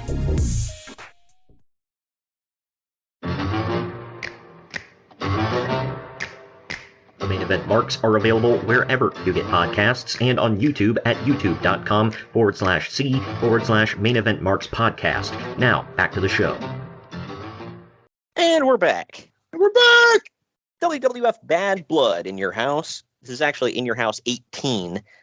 The date, October 5th, 1997, at the Kiel Center in St. Louis, Missouri. The attendance was 21,151. So, packed house for this one. Might be sold out. Hey, jam-packed here for one match. Yep. Don't kid yourself. Well, the people that couldn't be there in person clearly didn't give a damn because the buy rate was 0.6, which amounted to 240,000 buys. Did you ever watch the Kane documentary on the Peacock? He talks about he almost missed his show. How? His car broke down. They couldn't get to the arena. Oh, my God. And you could just pick up a cell phone back then. Yeah. Dude, this was, man, you want to talk about almost snake bit, man. Right. Yep. Because you had that, and then we'll get to it, but I didn't think much about it when I was young because I'm, why would you? But that where he picks him up for the tombstone, he's like spinning around is because he said his mask came got jarred or whatever, and he couldn't see where hard cam was. That's funny when you find that stuff out later on. But he's no blue Kane or anything. Shut the hell up. I don't know why that was such a thing on Twitter for like 2 weeks. Like, who gives a crap? Some mud show brought out a guy in a blue Kane outfit that has snow raining from the rafters. Ooh. Was it GCW? No, it was just some random, indie show, I think. Forgive me. I thought I was trying to make sense of that whole thing. Yeah. Well, and then he kept doing these tweets like mocking Kane, like the real Kane and whatever. And Didn't he get apparently, suspended for it? Yeah, I don't remember I don't know what exactly he said, but he got suspended. I don't know how. Yeah, I don't know what it was either because a friend just randomly messaged me that, hey, Blue Kane got suspended from Twitter. I'm like, what? And who cares? And do you have anything better to do than look this crap up? I had just seen it because like people were like tweeting about it, and I was like, huh? Like of all the accounts, the only thing I'm like, did he start getting super political about it, or like what the hell? Because if anybody doesn't know, Kane is a politician now, so I don't freaking know. Not just a politician, the devil's favorite politician. Well, it's like he's not like impersonating anybody, because he didn't say he was Kane from WWE. He said he's Blue Kane. He had videos at an indie show. He literally said, that he was not the other Kane. It makes sense, like even funnier, knowing the political affiliations that the other one is Red Kane. I swear I was thinking that. Like, is that ironic? Yeah, right. But so it is the most 1997 thing ever that this show is sponsored by PlayStation. Yeah, and it's only 2 years old at this point. Is it 2 years old in 97? I thought it came out in 95. I could have swore it was 1995. Let me look. It could have been. And PS1 launch. 1994. Wow. What? Well, December 94. So close to 95. Oh, wow. December 3rd, 1994. 28 years ago. Holy crap, man. I didn't get my first PlayStation until probably about 97. I got mine in 1998. Yeah, I remember, because I remember when we finally got a PlayStation, we got Tekken 2, I think, and SmackDown hadn't come out yet, so we didn't get that one, but Warzone, that was it. Yeah, we got Warzone, and there was another one, Attitude. Those were the two games we got. I mean, that was later, obviously. Like, Warzone was like the first game they had for PlayStation. But that's another one people look back on with too much nostalgia, because that was not good. At the time, it was amazing. Not good. Believe me, not good. That's Red Kane. Yeah. But right off the bat, Vince McMahon lets us know that Brian Pillman has died. So this is crazy to think about, by the way, but obviously we find out later he passed away at a hotel in Michigan. Minnesota. And Minnesota. So that's where he did pass away. But by the time we hear about it, they're doing a show in Missouri, St. Louis, Missouri, about almost 4 hour drive away. I looked this up because I was curious. About a 4 hour drive away from here is where Owen Hart died. And I think where Pillman died in Minnesota, isn't that where Eddie Guerrero died? Is it? Wow. I think so. You might be right. That's crazy how all this is connected. You got to connect the dots, man. You see, it all starts to make sense. 2/3 chance. Yeah, he started to look like that Charlie Day meme where he's got all the lines running on the board. Yeah, it was Minneapolis, Minnesota. Oh my gosh. Jeez, man. It's so sad, ironic that those two died there, and like that state's known for pumping out amazing wrestlers. Yeah, right. Damn. Oddly enough, Minnesota. You want a top wrestler in like the 80s, 90s, and I'd even say maybe early 2000s. Minnesota was the place to go. Or Calgary. Calgary was another one. I don't know where, like, if there's any specific place now, and I'm not going to say, obviously they're going to like, the performance center or whatever to get training, but like, there's not really like a hotbed. West Texas was another one that pumped out a lot of like, even if you didn't like some of the wrestling, off territory states though. AWA, WCCW. Yeah, right. Because I remember that was Florida. A thing there Another one. Say what? Florida's another one. Yeah, Florida had a crap ton of them as well. But West Texas was always the one that, like, the Funks. I think that's where Dusty got started. I know Dick Murdoch was from there. There were a couple others that were from there that were like pretty big stars in the early days of wrestling or the territory days, whatever. And yeah, Minnesota was getting into the more modern era. Yeah, the LOD and Perfect and Rude. Yeah, Hennig, the Gagnes. Well, Vern. Those, but Perfect is Hennig, but yeah. Oh, I didn't. Sorry, I missed that. I'm just trying to be a smart ass. The Andersons, was Arden from Minnesota? I think, or maybe. at least Bill from there. Well, yeah, he's billed from there. And technically, Flair's from there too, right? Yep, Flair's from there. Flair didn't do much in his career, but right. Barry Darso. Barry Darso was at least from there, I believe. So, Scott Norton. For those who don't know, his most famous thing he ever did was Repo Man. Just so you know. Yeah, of course. Yeah, exactly. I got his autograph, by the way. Anyway, after the Nation of Domination and the Legion of Doom, speaking of which, come to the ring, we're told that, sidebar here, X-Pac was another one, came from there. But Jerry Lynn. Yeah. We can do this all day. Exactly. We're told that Ken Shamrock was injured by a Farouk spinebuster and won't be there tonight. But getting into the actual match here, it is the Nation of Domination, represented by The Rock. Actually, is he just Rocky Maivia still? No, he's not The Rock yet. Okay, so he's just Rocky Maivia still? Yeah. Okay. It's Rocky Maivia, Kama Mustafa, and D'Lo Brown taking on the LOD of Hawk and Animal in a handicap match. Goes almost 12 and a half minutes. The crowd, by the way, loses their ever-loving minds for the LOD. Like, this is like peak of There's their... a reason to this day it's called the Road Warrior Pop. Exactly, dude. Over 21,000 fans on their feet, blowing the roof off for the LOD. I'm like, damn. You'd think this is like the late 80s. But nope, 1997. It was Bad Bunny in Puerto Rico, for those of you who may not, just to give you an idea. It's Puerto Rico when they heard, I spit in the face of people who don't want to be cool. That one too. Yeah. I heard that pop. I was like, mother of God. Like, Carlito has never gotten that kind of reaction ever. That's another lucky ass that never ages, by the way. Yeah, right. But he ages a hell of a lot better than his dad, I'll tell you that. His mom must have amazing genes. The dominant genes. Yeah, right. Before the match starts... Hey, God does good work too. Don't count him out. Hawk says that they're not backing down from a 3-on-2 situation because, like I said, Shamrock was supposed to be their partner, but he's not there. JR has to mention that, quote, The Rock's alma mater took it on the chin yesterday from Farouk's alma mater, Florida State. Like, who gives a shit? Like, he just had to insert that in there. Wait, but help me out. That's his division, right? Oklahoma? Maybe. I don't remember what. I think maybe that could be the reason.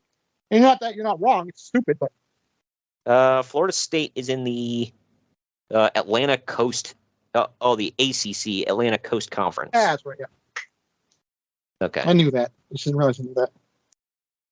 He did this a lot back then. Still, like, I forgot he still did that in WWE, at least in this time. Because I remember watching an episode of Raw in '97. He's like, it reminds me. He's like, oh, you lost. It's like the Spurs did all year. Like, you get the first round pick tomorrow. No doubt they're going to pick young Tim Duncan from Wake Forest. I'm like, wow. He wouldn't go on to be one of the all-time greats, but just he still did it for pro teams. Is my point.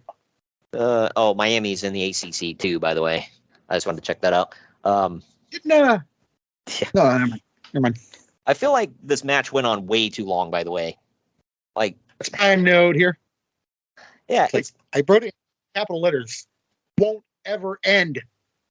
Yeah, it says 12 and a half minutes, but I feel like it went on 20 plus minutes. Like, it never stopped. But at one point, Kama and Rock held down the Animal for the lowdown, but Animal still kicks out. Again, more moves must be done. The man. Hawk gets a hot tag and comes in like a house on fire.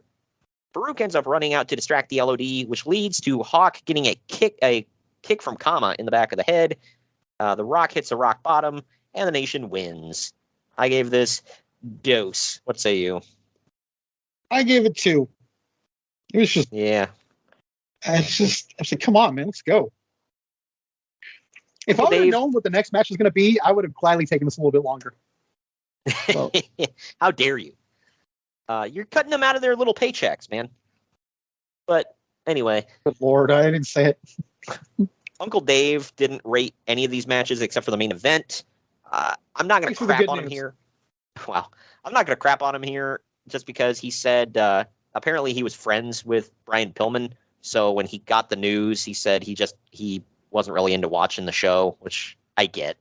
But we go backstage with Sonny and Doc Hendricks hyping up the WWF Superstar Hotline. Yay. But we now go to PSAs and the future felon. Yeah. One of these people are going to get a Dark Side of the Ring episode about them, and it's not Doc. What are you insinuating? I don't know. Look, it's never good when your own mother gets a restraining order against you. Just saying. But anyway, we now go to Vince McMahon letting us know that Brian Pillman was found dead in his hotel room in Minnesota, where the WWF was just at. But that's all that they know at the time. He says they've scrambled a bit to replace Brian Pillman versus Dude Love and came up with the following match. Yes, it's a minis tag team match. And for the length this match goes, they literally could have made two other matches a couple minutes longer and it would have filled it. Well, it's just a short match, Greg. Yeah, well, and Jerry Lawler tells us that a million times on commentary, which is the best part of this match, by the way. Man, I know I'm using all the puns and the dad jokes or whatever, but come on, it's right there. But it is Mosaic and Tarantula versus Max Mini and Nova in the Minis tag team match. Yeah. It goes 6 minutes 43 seconds. The crowd actually cheers pretty loudly for Max Mini. Wow. Yes. I gotta get one in. But the crowd actually cheers pretty loudly for Max Mini, which is the only one of these four guys any of them knows. Max gets press slammed onto the commentary table by Tarantula at one point. Tarantula is the tallest out of all these guys, by the way. So he's like a whole 4 feet tall. I think it's Marco Stunt. I'm pretty sure it is. Good Lord. Jerry Lawler hates Max Mini because on a previous show, Max came up and sat on his lap while wearing his crown. And then Come on, that was funny. Yeah.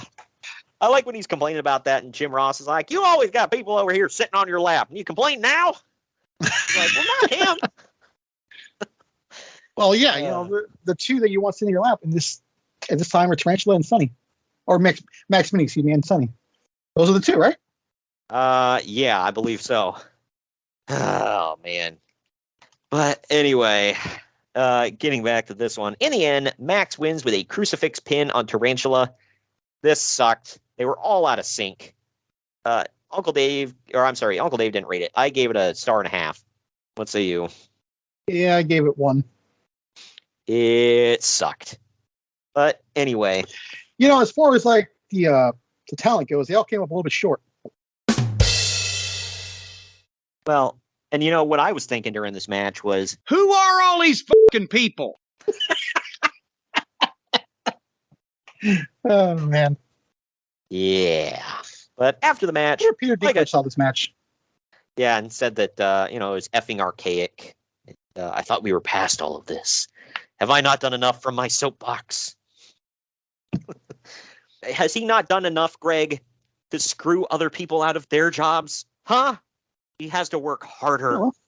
We have to do the work, Greg. You know how much it took for him to get the role of Idris the Dwarf? Yeah. Or to have that fun back and forth with Will Ferrell and Elf? You know how much hard work that took? He had to overcome a lot for that. Well, my favorite hypocrite was in the Chronicles of Narnia films. He played a dwarf, like an actual little dwarf with prosthetic stuff on his face and all that stuff. So the thing he's fighting against, he played in a film. He's a jackass. Yeah. That's like doing blackface and then telling other people they're racist. Yeah, right. Sure.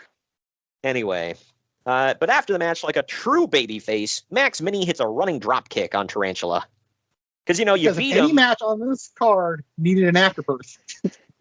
Yeah, right. It's just a short afterbirth, okay? All right, I think we got enough in. We need to move on. We're going to get in trouble. Well, I swear to God, I didn't think about this when I wrote this note. I wrote this note this way. But I said, after a short break, Sunny comes to the ring. No one seems to give a damn. Looking all the way live. She was definitely looking all the way live. If you notice, the crowd didn't give a damn. Like, her music hits and they're just like chattering amongst each other. Well, if you're a guy, man, you don't want to get out of your chair anyways, right? But yeah. To go against everything you're saying, all the guys, well, maybe some girls, I don't know, whatever. They're paying her the ultimate compliment. So look, I'm just gonna sit here for a few more minutes. Don't ask why. But she is the special guest ring announcer for the next match, and her ring announcements are just slightly above the quality of Roseanne singing the national anthem. Wow. She's no Samantha Urban, I'll tell you that. But yeah, right. You know what's funny? I was thinking about this. I had to go back and look, and I was like, I'm pretty sure there was a time, I don't know if it was before or after, I'm pretty sure it was before, she was the referee for the minis matches. Oh my gosh. Did she wear a mini skirt? No. Oh. Her really tight shorts. Yeah, the shorty shorts. There you go. The same kind the guys wore in the 80s when working out. Ah, man. Kind of wear now when working out. Yeah, I always got to show a little cheek while I'm working out. Otherwise, it's just not a good enough workout for me. But this one is for the WWF World Tag Team titles. It's the Headbangers of Mosh and Thrasher defending against the Godwins. Henry O. and Phineas I. Godwin. Hog and Pig. With Uncle Cletus in their corner. Uncle fucking Cletus. I'm going to say, by the way, I remember, I don't know why, but for some reason I always thought this was Dutch Mantel, but it's not. But in my head, it was. It's clearly T.L. Hopper. Is that who it was? Really?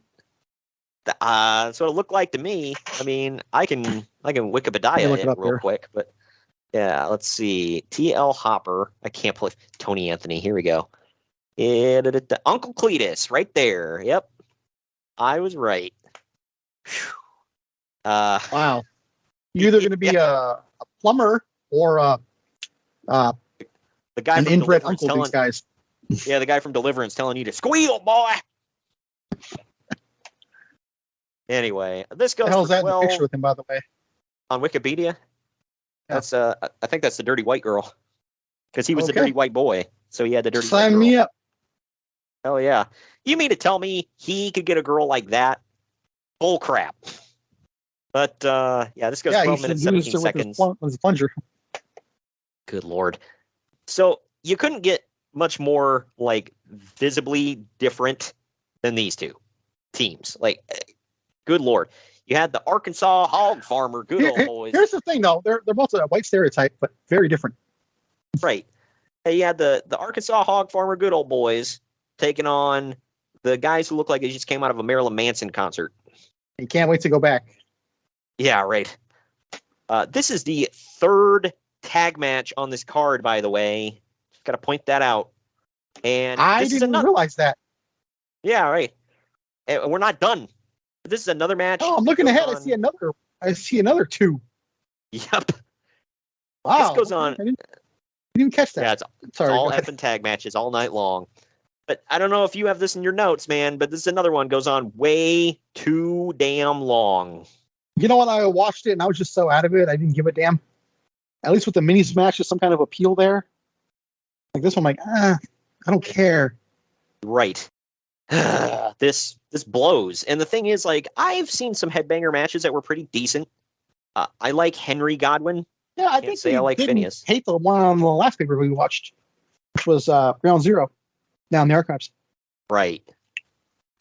But this just blah, man. Everything on the night just felt blah. But in the end, Mosh jumps. There's a big black cloud hanging over it, to be fair. Yeah, I got to give him some grace for that one. But Mosh jumps off the top rope into a sit-out powerbomb by Phineas for the title win. I gave it dose. What say you? I gave it 1. I just didn't care. Yeah, it blew, I should say. Blowed. Did you notice that, again, the crowd was still sitting on their hands, not giving a damn? Yep. I know. It's like they packed this house out and just nothing. Oh, like I said, top of the show, they came for one reason. Don't fool yourself. Right. Well, after the match, because, you need an afterbirth on this, man. Uncle Cletus hits Thrasher with a horseshoe. All rednecks carry horseshoes. But I don't know if you're joking or not, but well, I know all middle-aged white guys from the Midwest, have horseshoes in their backyard, but that's a different story. But the Godwins and Cletus beat the Headbangers down until Howard Finkel announces that if they don't leave immediately, they will be stripped of the WWF Tag Team titles. Yeah. So they fuck off. Because, the referee has that power. Yeah, right. Dude, the rules of wrestling are weird, man. I just don't get a lot of this crap. But after seeing a highlight package of Stone Cold Steve Austin hitting stunners on everyone and talking about his messed up neck since SummerSlam, we now go to a You wouldn't know that from this package, by the way. Right. Like, this guy has a semi-broken neck, really? Really? Yeah, right. Okay. We now go to a barely post-pubescent Michael Cole in the locker room. This might have been his first show, by the way.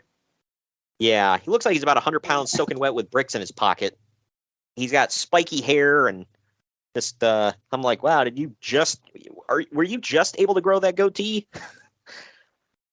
But he calls over Owen Hart, who's carrying a Canadian flag and wearing an Owen 316 shirt. Owen says that Stone Cold will surrender the Intercontinental title, and if WWF officials don't keep Stone Cold away from him, he'll sue the World Wrestling Federation. Well, he might have to call up a certain Jewish guy in Philadelphia father lawyer who has himself a father who is also a lawyer. Sir, make sure that you move the trial to New York, where my father can practice law. But probably Long Island. Yeah, that's not real New York, damn it. Yeah. Although I said that to some, yeah, right. I said that to a friend of the show, Wrestling Addicts. Go check his show out. It starts with R, Wrestling Addicts. He's good peeps. Yes, I messaged him and we were talking about Long Island, and I said, that's not real New York. And he said, good. Like, yeah, I can't argue with you there. I like how all New Yorkers have like their territorial things, but then they all unanimously hate Jersey. That always made me laugh. Yep. But we now go to Jim Ross in the ring, who's honoring Kansas City wrestling legends. He calls out Gene Kiniski before showing a highlight package for him. Next up is Jack Briscoe, who gets the same treatment. Sonny now joins Jim Ross in the ring before they call out Dory Funk Jr. Next is Harley Race. Who's the Texas guy. Yeah, right. Well, next is Harley Race, who gets cheered like a god. That one plays. Okay. Yeah, right. I wonder if he got liquored up before coming out to the ring. Anyway. After driving his boat. Yeah, right. Or apparently with him while driving his boat. What's your signature? I'll move. But next out is Terry Funk. Finally, they call out promoter. Yeah, another Missouri boy. Yeah, right. Finally, they call out promoter Sam Mushnick, coming out to the ring with legendary Lou. Not to be confused with that jackass that we recently covered, because they have no relation. Right. Yeah. No, Phil Mushnick is not associated with Sam Mushnick. Sam was a legendary wrestling promoter who made a lot of money. Phil is a piece of shit. Who probably also makes a lot of money, to be fair. Yeah. Hey, sometimes being a piece of shit makes you some money, man. I will say that about, I don't know the guy personally, but judging off of the crap he puts online, I'm going to say that JD from NY. Have you seen that guy floating around Twitter? I've seen a couple of our pod buddies retweet him at times. Re-X him, whatever the hell it's called now. Right. The guy is a douche. He's always been a douche. He's a complete piece of shit. But the thing is, he probably makes some good money because a lot of people listen to the garbage that he shovels. So, hey, man. I wouldn't even say Dave Meltzer's a piece of shit. He's a douche, but... Yeah, right. Yeah, he's a douchebag. But I don't know. I can't say, but the fact that he's from New York and the things that he says, all that goes against him. Multiple strikes. I'm going to say, what a piece of shit. Kind of high either way. He's JD from New York. We don't want to get him confused with JD from Florida or Texas or California or something, right? Yeah. Well, heaven forbid you be from a good state. Anyway. I didn't say it. I did. You can All at those me. states I named off, by the way, I've been to, and I did not mind them. But Yeah, if I ever move from Ohio, my list is like Tennessee and Florida. Those are the two. I've been to both of them. I like them both. Obviously, Florida's a lot hotter, but especially Miami. Yeah, right. Wait, what do you mean by hotter? Sorry. Move on. Okay. But either way, Mushnick comes out with Lou Thesz. Everyone gets plaques, and the crowd gives them standing ovations. There you go. I feel like that was forced or something, dude, because I just feel like no one gave a damn. I don't know. I mean, some of them, they cheered the crap out of Sam Mushnick and Lou Thesz. They cheered the hell out of Harley Race. You could tell they liked the Funks. I don't know if they were like... Okay, you know what? To be fair, maybe at this point I'm just so out of it. Right. Because, man, this show has been dragging. They seemed like they cared, but I don't know. It's a good thing they did this kind of when they did, because if the show went on any longer, they probably wouldn't have given a damn. So it was at this point I'm like, they're not setting anything up. So what the hell is going on? Like, they're taking forever. Because up next we get another forever. Yes. We get another Brian Pillman update from Vince McMahon. He says that no foul play was suspected, but authorities believe that it may have something to do with drugs.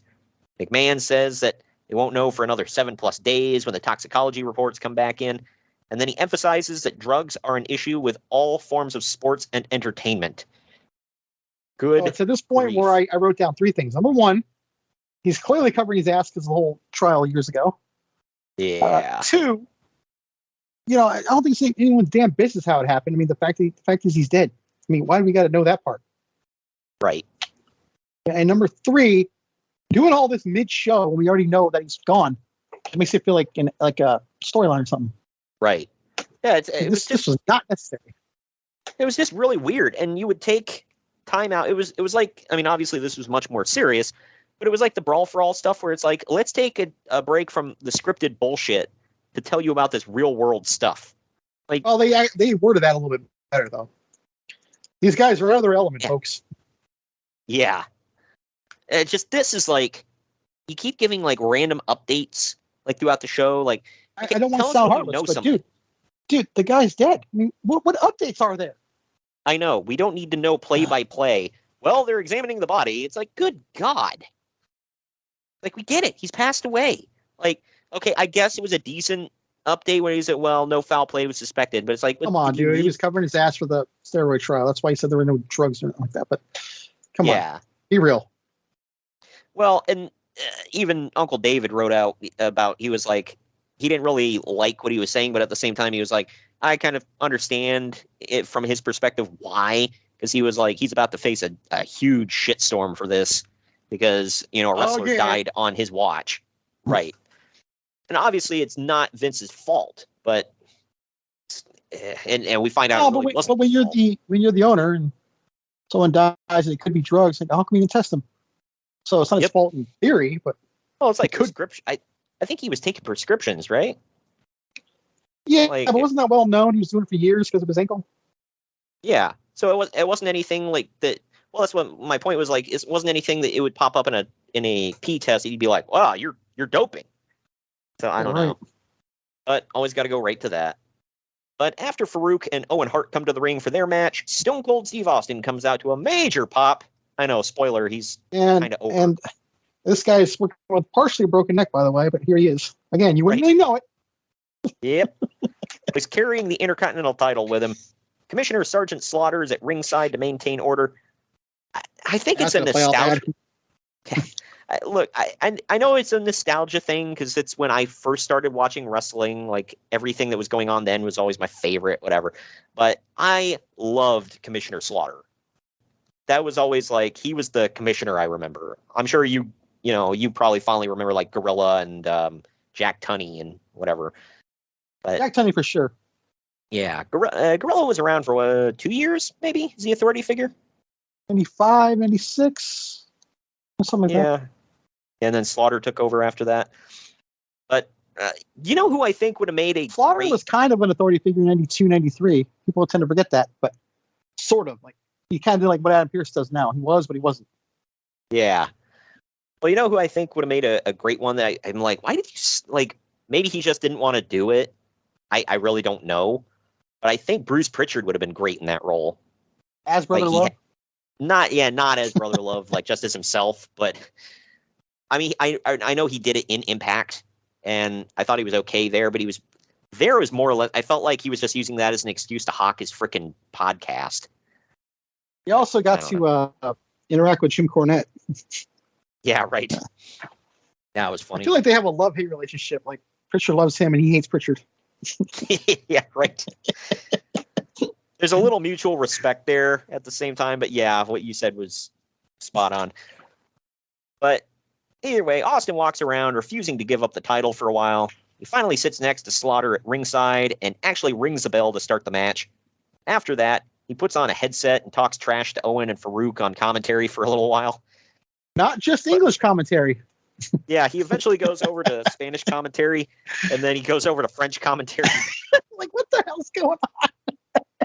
He was putting on a better show outside the ring than what was going on inside. Yeah, right.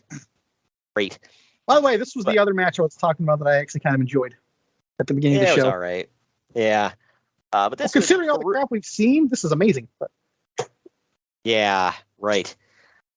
But, this is Farouk versus Owen Hart for the WWF Intercontinental title. It goes 7 minutes, 12 seconds. Near the end, Jim Neidhart rushes to the ring and distracts Sergeant Slaughter and the referee.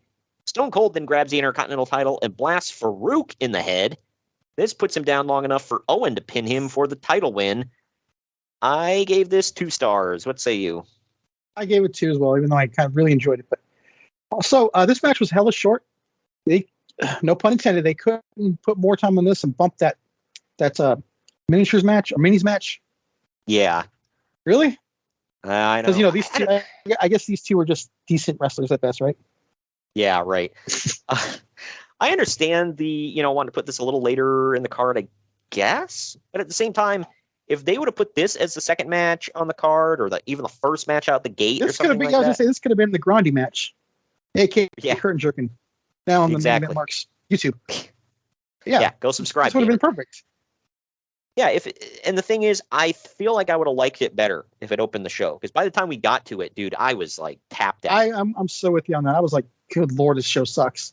I'm only awake and watch this because I know what's coming. Yeah, I know. And it's not the next match, by the way. Good Lord. How dare you? The next match is an 8-man tag match. It is Los Boricuas of Savio Vega, Miguel Perez Jr., Jose Estrada Jr., and Jesus Castillo Jr. taking on the DOA of Crush, Chains, 8-Ball, and Skull.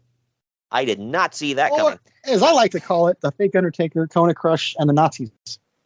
How dare you? Yes, but that is... I'm sure those boys didn't like them, the Mexican fellas. Oh, we're Puerto Rican. I don't matter. All the same to us. That is correct.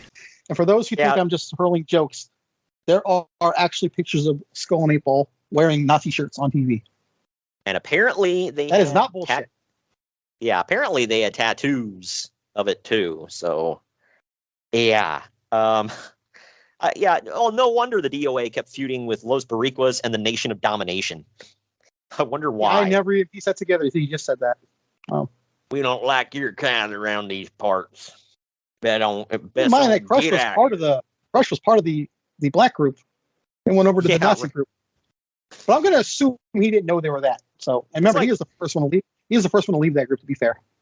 Sounds like you're describing prison, by the way. Which is where Crush was. But, yeah. Exactly. So it all fits. Yeah, he's probably like, this reminds me of prison. I tried to join the black gang and they didn't want me, so I joined the Nazis. Skinheads. Right. But this was sad. I didn't realize how much race wars there were right here. Yeah, right. Like, I knew about all the faction wars. Yeah. The white guys, the Puerto Ricans, and the black group. Yikes, man. And the Canadians were another one. They weren't officially in it. But. Yeah, they got in it every once in a while. But this goes just over 9 minutes. This was chaos, and I've seen this about 100 times, so I didn't care. And it happens again at the next pay-per-view. Tell me if I'm wrong here, because you would know better than I do, but Jesus Castillo Jr. looks like every Mexican father at a barbecue ever. Wow. I know he's Puerto Rican, whatever. Okay, he looks like every Hispanic dad. Which one's that one with the abnormal hair problem on his chest? That's Jose Estrada, where he looks like he's wearing a sweater. Yeah. The only reason I remember is because that's the one Edge faced in his debut, and they had to end the match early because he did that flip over the top rope, and like his leg came tomahawking down on top of his head, and it like knocked him for a loop. So that's the only reason I remember that one. And I obviously know who Savio is. Miguel is the other one. And then Jesus just looks like a middle-aged Puerto Rican father. Like, I don't know, man. I'm looking at all these guys. I'm like, why are you all here except for Savio? Why are you all here? Because those were the only Puerto Ricans they could find, I guess. I don't know. They wanted to give him Are you telling me that Carlos Colon didn't have 3 guys he could send to them and help them out? These were probably the 3 guys. You tell me he didn't have 3 better ones? Not that he was willing to give up. I mean, we know he has a couple of sons that are damn good, but they're not of age yet, probably. But yeah, right. Yeah, they're not there quite yet. But so there are a bunch of near falls in this one. Crush and Savio had their working boots on, but this one did. Yeah, right. This was literally Savio, Crush, and the other guys. Yeah. And I'm not just saying that because I know who they both are. I thought they were both pretty good. It's like, man, this match though. Chains wasn't great, but he was so. 8-Ball and Skull had their moments, but man, yeah, I don't know, man. Well, you think about this; these 2 factions are the 2 guys who got kicked out of the other faction. Yeah, like so it was Savio, who was with the Nation, got kicked out. Crush, who was with the Nation and got kicked out. So yeah, and then they both went and formed their own factions. They decided, hey, the black guy doesn't want us. We're going to get our own people. Yeah, right. It's literally what happened. I'm not being funny. Yeah, hey, we're going to go form our own gang. Again, it's like prison. I will say this, as a kid... Remote unity. Right. As a kid, I really liked the DOA. Like, I mean, not their matches, just like the gimmick. I thought the biker gimmick was kind of cool, and I thought they looked awesome. And the first time I saw Biker Undertaker, I'm like, dude, you're I honestly don't remember my opinion on them when I was a kid. I just remember first time I saw Biker Undertaker, I was like, dude, you're about like 3 years too late with this gimmick, man. But either way, there are a bunch of near falls in this one. In the end, Chains hits Jesus from behind. Crush nails a tilt-a-whirl backbreaker and gets the pin. Again, I gave it dose. What say you? I gave this 1. This sucked so hard. Hard one.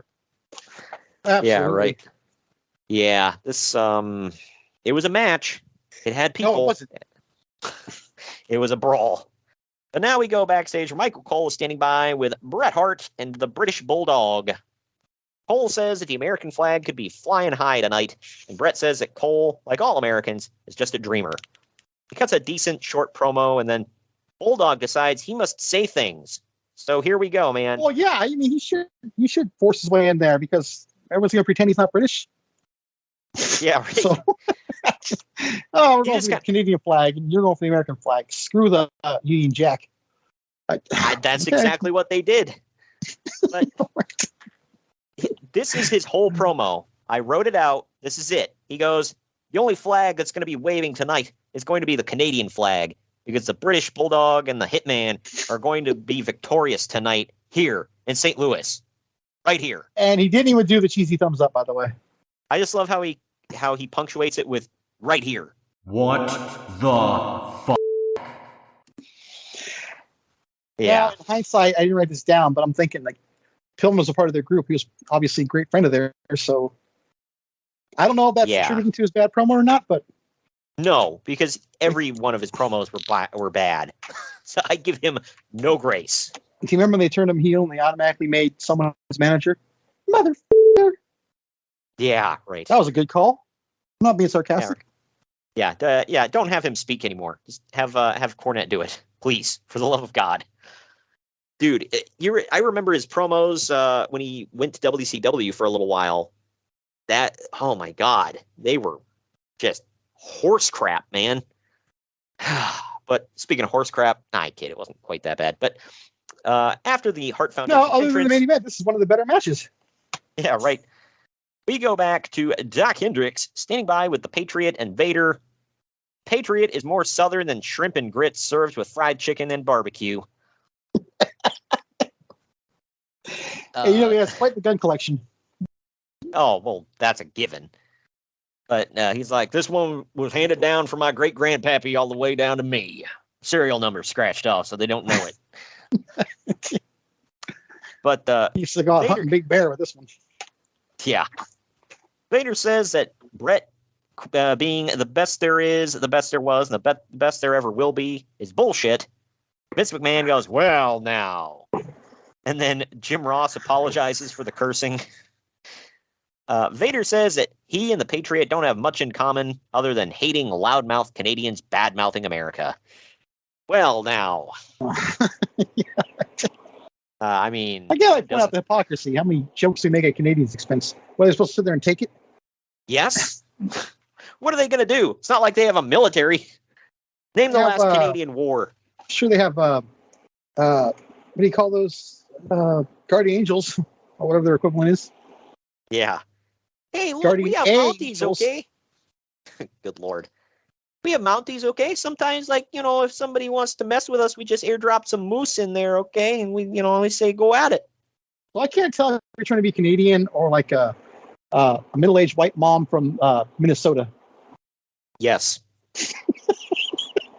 Which might as well be Canada, by the way. Name the difference, yeah. I recently found out, like in that area. I have a loved one in Canada, so I got to tread softly. Well, in Minnesota and in the Minnesota and Wisconsin area, they say like anything that has an "a" sound, they change it to "a." So like flag instead of flag, and bag instead of bag. Like until somebody pointed that out, I didn't notice it. Now I hear it every time. I'm like, oh God, you're from that area, aren't you? Or you're Canadian. My biggest tale is hella, I believe. Yeah. I can always tell if somebody's from Canada if they say instead of ow, it's ooh. So like hoose and oot. Like I was watching what's it called again? Collision. And Taya Valkyrie was calling out Britt Baker, and she said sorry. I've never heard her say that word before. She said sorry. So sorry. God. Yeah. It's like, wow, I didn't know the accent was that thick on her. I mean, I know other stuff thick on her, but good Lord. Thick with 2 C's, baby. Thicker than a bowl of oatmeal. C's. I was thinking D's. Anyways, let's move on. Wow. Well, you remember that Simpsons episode where they go to Canada and the Canadian version of Millhouse is Millhoose? Yeah. Love that one. Anyway, speaking of Canada, it is the Hart Foundation of Bret Hart and British Bulldog taking on the Patriot and Vader. Cool. It is a tag team flag match. It goes just over 23 minutes. My first note on this is why the hell is this a team? Because me, right? That's why. And anyway, we get a jump start in this one outside of the ring as the Americans hit the Hart Foundation with the American flag. Yeah, that's This is one of those jump starts I thought was kind of warranted. Right. But we get USA chants going pretty early on.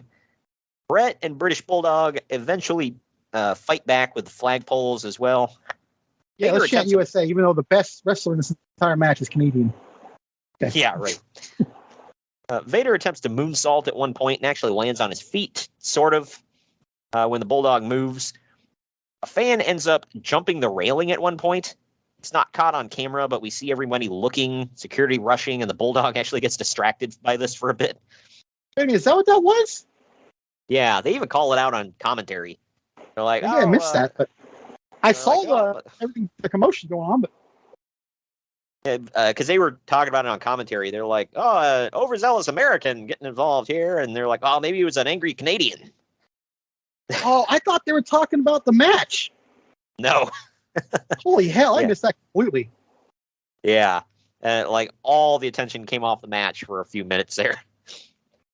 But it's weird. They usually edit stuff like that completely out of Peacock. Oh, really? Usually, yeah. I guess that one's kind of hard to edit around. But, I mean, you don't see it. You just you know, I know what's going on. Obviously, didn't see because I didn't know what the hell was going on. Yeah.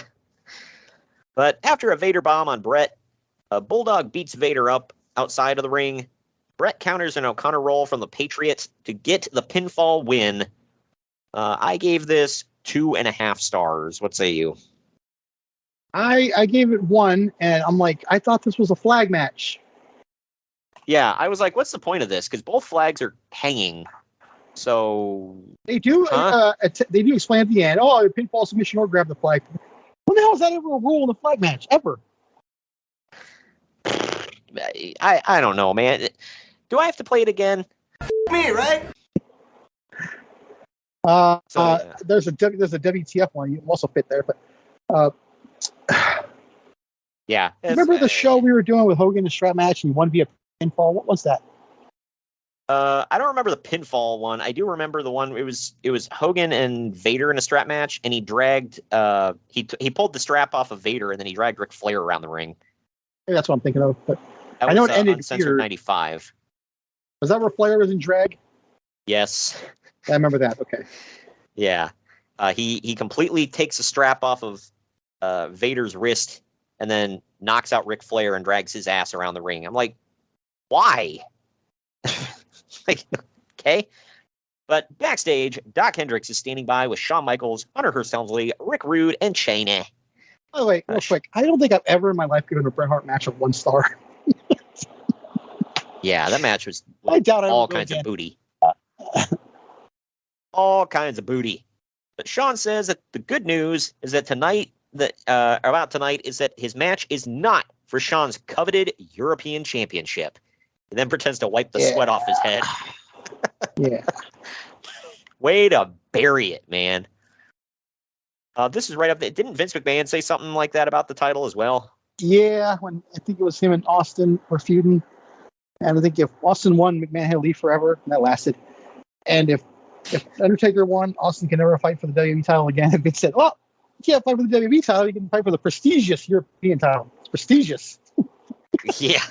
Good. He made sure to emphasize it too. It's prestigious. Yeah.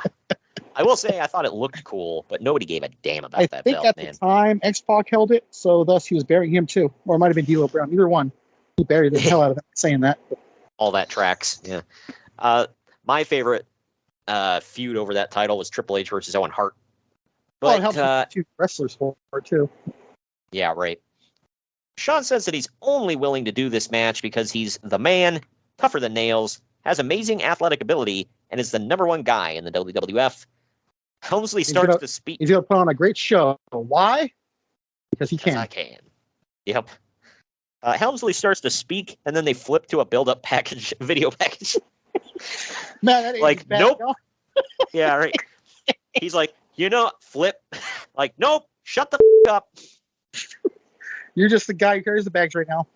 Your time's coming. Shut up. Shut up, big nose. Shut the up, Dave. Kind of ironic that both these guys would be running the entire show basically nowadays. Yeah, right. Nuts. But Sergeant Slaughter comes back out to ringside again to observe this next match. And now we're going to take our second to last break. On the other end of this, we're diving into the main event.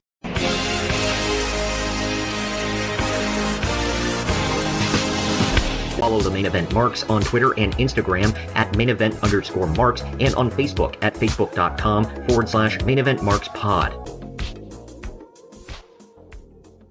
Hello, everyone. My name is Ryan McCarthy, and I'm the host of the No Credentials Required podcast. Start your work week with the Monday Drop-In, where I talk about the sports beat in the Capital District, also known as the Mighty 518, as well as Metro New York sports from an upstate point of view. I also give a life lesson from a weekly sports story, so you might learn something from that. I also have a midweek podcast where I interview different sports personalities and talk about a wide array of topics. Take a listen and subscribe on your preferred podcast app, including Apple Podcasts, Spotify, Spreaker, Google Podcasts, Amazon Music, and iHeartRadio. Also check out our social media channels on Twitter and Instagram, BellyUpNCR, and Facebook.com/BellyUpSportsNCR. We're a part of the Belly Up Sports Podcast Network in association with Godzilla Media. No credentials required, where you don't need a press pass to talk sports. Hey gang, it's Commissioner Cooper of TSS Fantasy. We are the fantasy show of the people. Expert fantasy advice, free contests, leading expert medical and legal analysis, and most importantly, you. Interact with us on all social media platforms or check us out at tssfantasy.com. You can hear us on Spotify, Apple and Google Podcasts, iHeartRadio, and many more. Check out the fun today and be a part of the most interactive fantasy show around. TSS Fantasy, the fantasy show of the people.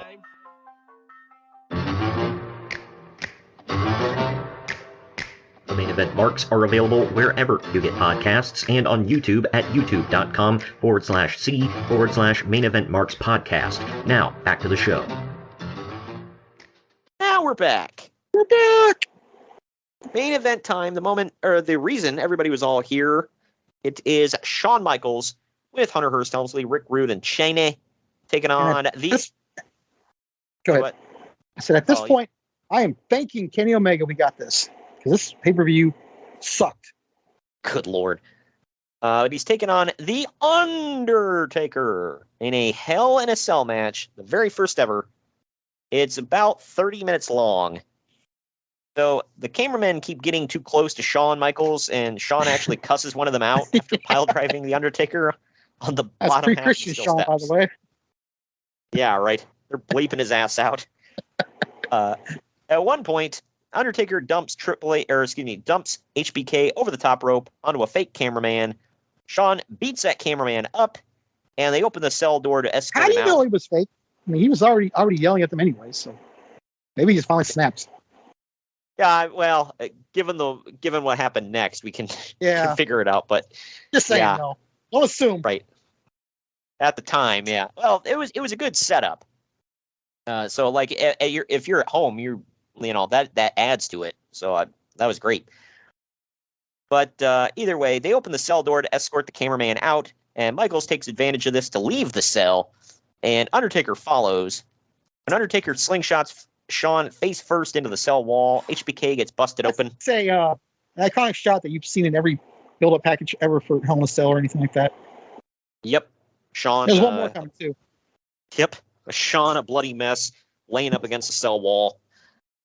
But to get away from the Undertaker, Michaels climbs to the top of the cell, but Undertaker follows him. Shawn gets back body dropped onto the cell, and when Undertaker rakes his face on the Cyclone cage, his blood literally rains down onto the camera below. We can hear somebody shout, okay, that was gross, shit. But I thought it was just great. If that makes any sense. Right. Yeah, right. Did you hear, like, very loudly, somebody goes, "Oh, shit!" Yeah. Yep. That was great. I don't know if that was a cameraman or Shawn or who the hell was doing that. Like, okay, so that's okay, but you're bleeping everything else out? Like, all right. But when Shawn tries climbing down, Undertaker knocks him off the side of the cage and through a commentary table. That was a famous shot. Oh, that's the other one. That's and Tito Santana's right there too. Yeah, right. That was the very first bump off the cell, everybody. But back in the cell, it's been bastardized over the years, but unfortunately. Back in the cell, Undertaker busts Shawn with an unprotected chair shot to the face, or, excuse me. In the face! In the face! Oh, man.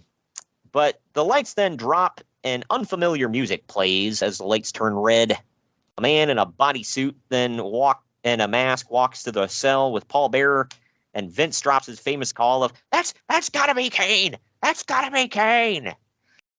Another iconic moment. How many came out of this match? You didn't realize that. Yeah, right. It's an iconic moment, but like Bruce Pritchard said, he absolutely hated that. He was like, I was hoping he would just shut the hell up and let the moment kind of live, and then like people like kind of make assumptions. And he's like, how would he? He's like, I mean, you can kind of guess that that's Kane. Well, he didn't say it is. He said it's got to be. Like, we don't know, but it's got to be. Yeah, right. So I mean, he didn't really say it. That's who it is. Well, he was like, He was like that. It just sounded so dumb to me. He was like, just let people figure it out on their own. He was like, the showing versus telling kind of thing. It's like, oh, you mean like Bobby Heenan at Bash the Beach '96? Yeah, right.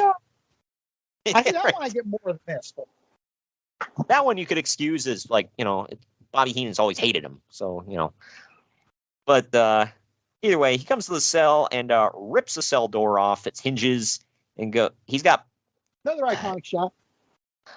Yep. He gets in the ring and he goes eye to eye with the Undertaker. Kane brings the pyro, hits a tombstone on the Undertaker, and then leaves with Paul Bearer. By the way, I didn't realize Paul Bearer's got a chase. He comes in like the blue suit with the brown hair from this era too. It's funny. I was going to tell you about that because remember, I think we were talking about his blue. Yeah. Oh, the blue is actually the chase, which I'm for because I'd rather have the black one anyways. I don't want to look for the black one.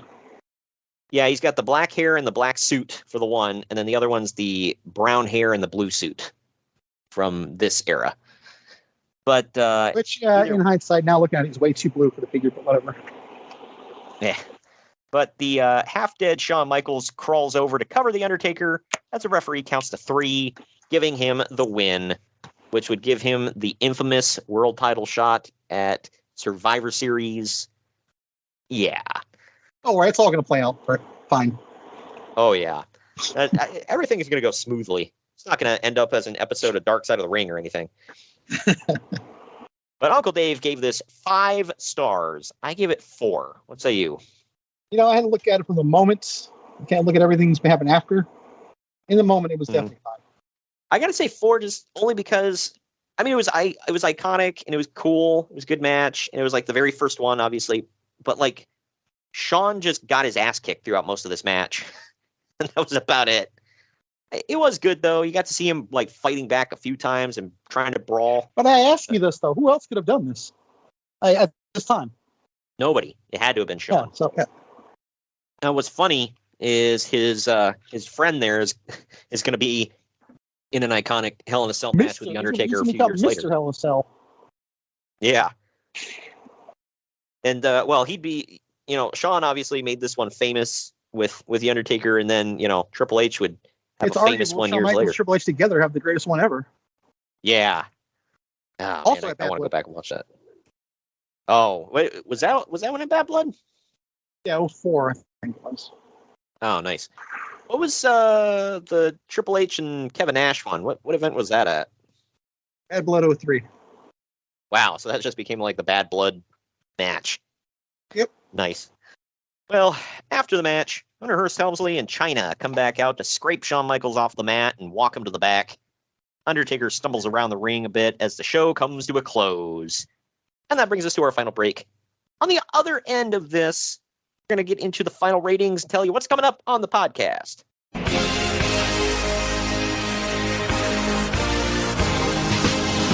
Follow the Main Event Marks on Twitter and Instagram at @mainevent_marks and on Facebook at facebook.com/Main Event Marks Pod.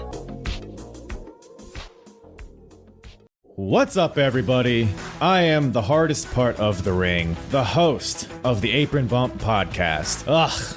Another wrestling podcast. How many times can I listen to fans tell me who needs a push, who doesn't need a push, who brings Vince's coffee these days? Enough! The Apron Bump is about the journey. It's about nostalgia. It's about discovering new forms of wrestling to really tickle your pickle as a wrestling fan. The podcast brings you reviews of wrestling events all over the world, whether it's WWF, WWE, WCW, ECW. We even cover the golden eras of Ring of Honor, Progress, TNA, and more promotions in the future as well. New episodes every Wednesday. Bump Day, yeah? Go to apronbump.com or go to your favorite podcast platform or YouTube and subscribe today for the most diverse, fan-friendly wrestling podcast in the world.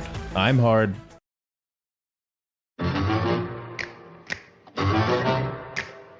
The Main Event Marks are available wherever you get podcasts and on YouTube at youtube.com/C/Main Event Marks Podcast. Now, back to the show. And we're back. Final ratings, yeah. Internet Movie Database gives us a 7.1 out of 10. CageMatch.net gives it 6.31 out of 10. I gave it 6.5 out of 10 for D plus, maybe. What say you? I went back and forth on it. I'm like, if you take a test and you fail every question, but you knock the essay out of the park, do you pass the test? No. Yeah. So I got to go D+ on this. Right. Yeah, literally that last match was it. Like there were a handful of I can't even say a handful. There were a couple of decent, not terrible matches that should have been on Raw. It wasn't the minis match, it wasn't the race war match, but yeah. Right. It not good.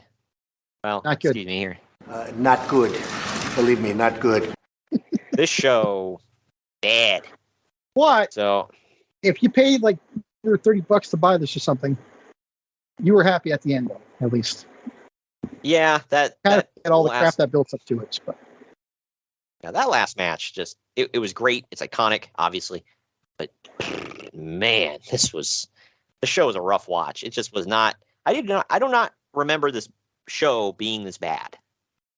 I'm just gonna say that. I didn't either, but I remembered it being a so-so. Yeah. Well, there wasn't much so-so about this. This was just crap. But next week is double main event week. How about that? So we're not bringing you. Yeah, I know, crazy, right? But we're not bringing you WWF or WCW, not even ECW next week. We're bringing you something a little out of the box. First, on October 18th, it's TNA Bound for Glory 2013. Yeah. It's AJ Styles and Bully Ray in the main event. So, I mean, Kurt Angle takes on Bobby Roode, so that should be good. Bob Roode. Yeah. Exactly. The bonus show on next Friday is Ring of Honor's Undeniable 2007. The Ring of Honor title is defended by Takeshi Morishima against Nigel McGuinness. And that starts Nigel's historic run as the Ring of Honor champ, where he has just, you want to talk about the Sheamus thing, a banger after banger after banger. That's what Nigel was pumping out. And it starts with this match. Yeah. I haven't watched it yet. I need to watch it back. Nigel was a sight to behold during this time, man. He put on some good stuff. He actually, that hair. Hell yeah, man. Coming out to a song called in the Bushes by Oasis. Not even joking. That was the name of his theme song. But we're wrapping the month up. Who the hell listens to Oasis? British people? I don't know. I listen to their big Irish. So I guess people from the UK. But I listen to their big hits, but that's about it. Wrapping up the month right before Halloween. I listen to Milli Vanilli's biggest hits. Wow. Wrapping up the month right before Halloween, we've got WCW Halloween Havoc 1998. It's a scary ass way to close the month out, man. No, there's some good stuff on here, actually. Don't scare people. Yeah, well, I'm sure the overall show is fine. The Hogan Warrior match, now that's scary. It's not the. I'll say this: it's not the first time Hogan's dropped a turd at a Halloween Havoc. All right, just throwing that out. I might argue he's never done anything good at Halloween Havoc, actually. Yeah, there was Age in a Cage. That was something. I think he also wrestled Vader in a cage there, didn't he? No, 95. Yeah, 95. 95 was his first. Or no, 94 was his first. Right? Was he hadn't? Probably 94, but. Oh, okay. 94 was him and Flair in a cage. Okay, it was him and Flair. Yeah, 95 was him and Giant. Giant. Yeah, him and Giant twice, by the way. Yeah. Technically. 96 was him and who the hell was it? Was it him and Savage, where he had that stupid wig? Yeah, I don't know if that was any good. I think that was from that movie that you just put up with the Three Ninjas. I think you just did that poster, right? Yeah, I think it was from that movie. Mega Mountain. Yeah, probably. Which is actually what's it called down there? It's down in L.A. It's not Mega Mountain. Everyone calls it Mega Mountain every show ever because of the copyright. I don't know the name of it. Magic Mountain. That's what it is. Oh, okay. Yeah, I don't know. Anytime you see anything with Mega Mountain, it was 9 times out of 10 filmed at Magic Mountain in SoCal. Nice. You'll have to put some context into this one for me. I see at 99, he lost to Sting in 3 seconds. The F was that about? That's when he laid down. I think so. Hogan laid down for Sting? believe so. I don't remember the context for it, though. Let's see. That's when Goldberg comes out, challenges for it, and wins it. But then the next night, Sting says, "I never said it was for the title." They contrived it ending, probably done by Russo. I believe this was his first show. Shocker. Yeah, it says he enters wearing street clothes, whispers in Sting's ear, and then lays down. Sting covers Hogan, and the match ended with the opening bell never having rung. Wow. Okay. This is the only time in wrestling history we got a title change via jumpstart. This is right. That's Vince Russo's debut show, by the way. I am not even kind of surprised. Yeah, bro. Lay down, bro. Anyway, so that's wrapping up. Sting just can't ever have a match with a proper ending, huh? Ever. Nope. Ever. Why would you? Come on, man. Roll the clip. Me, right? There it is. Like I knew exactly which one, by the way. Yeah. And after watching this show, I'm thinking, I'm pissed now. Yeah. But anyway, we are going to wrap this up now. Thank you for joining me today, Greg. Yeah, thanks for doing this to me. Yeah. We will see you all next week for Double Main Event Week. First, it is TNA Bound for Glory 2013, and then Friday, we've got Ring of Honor Undeniable 2007.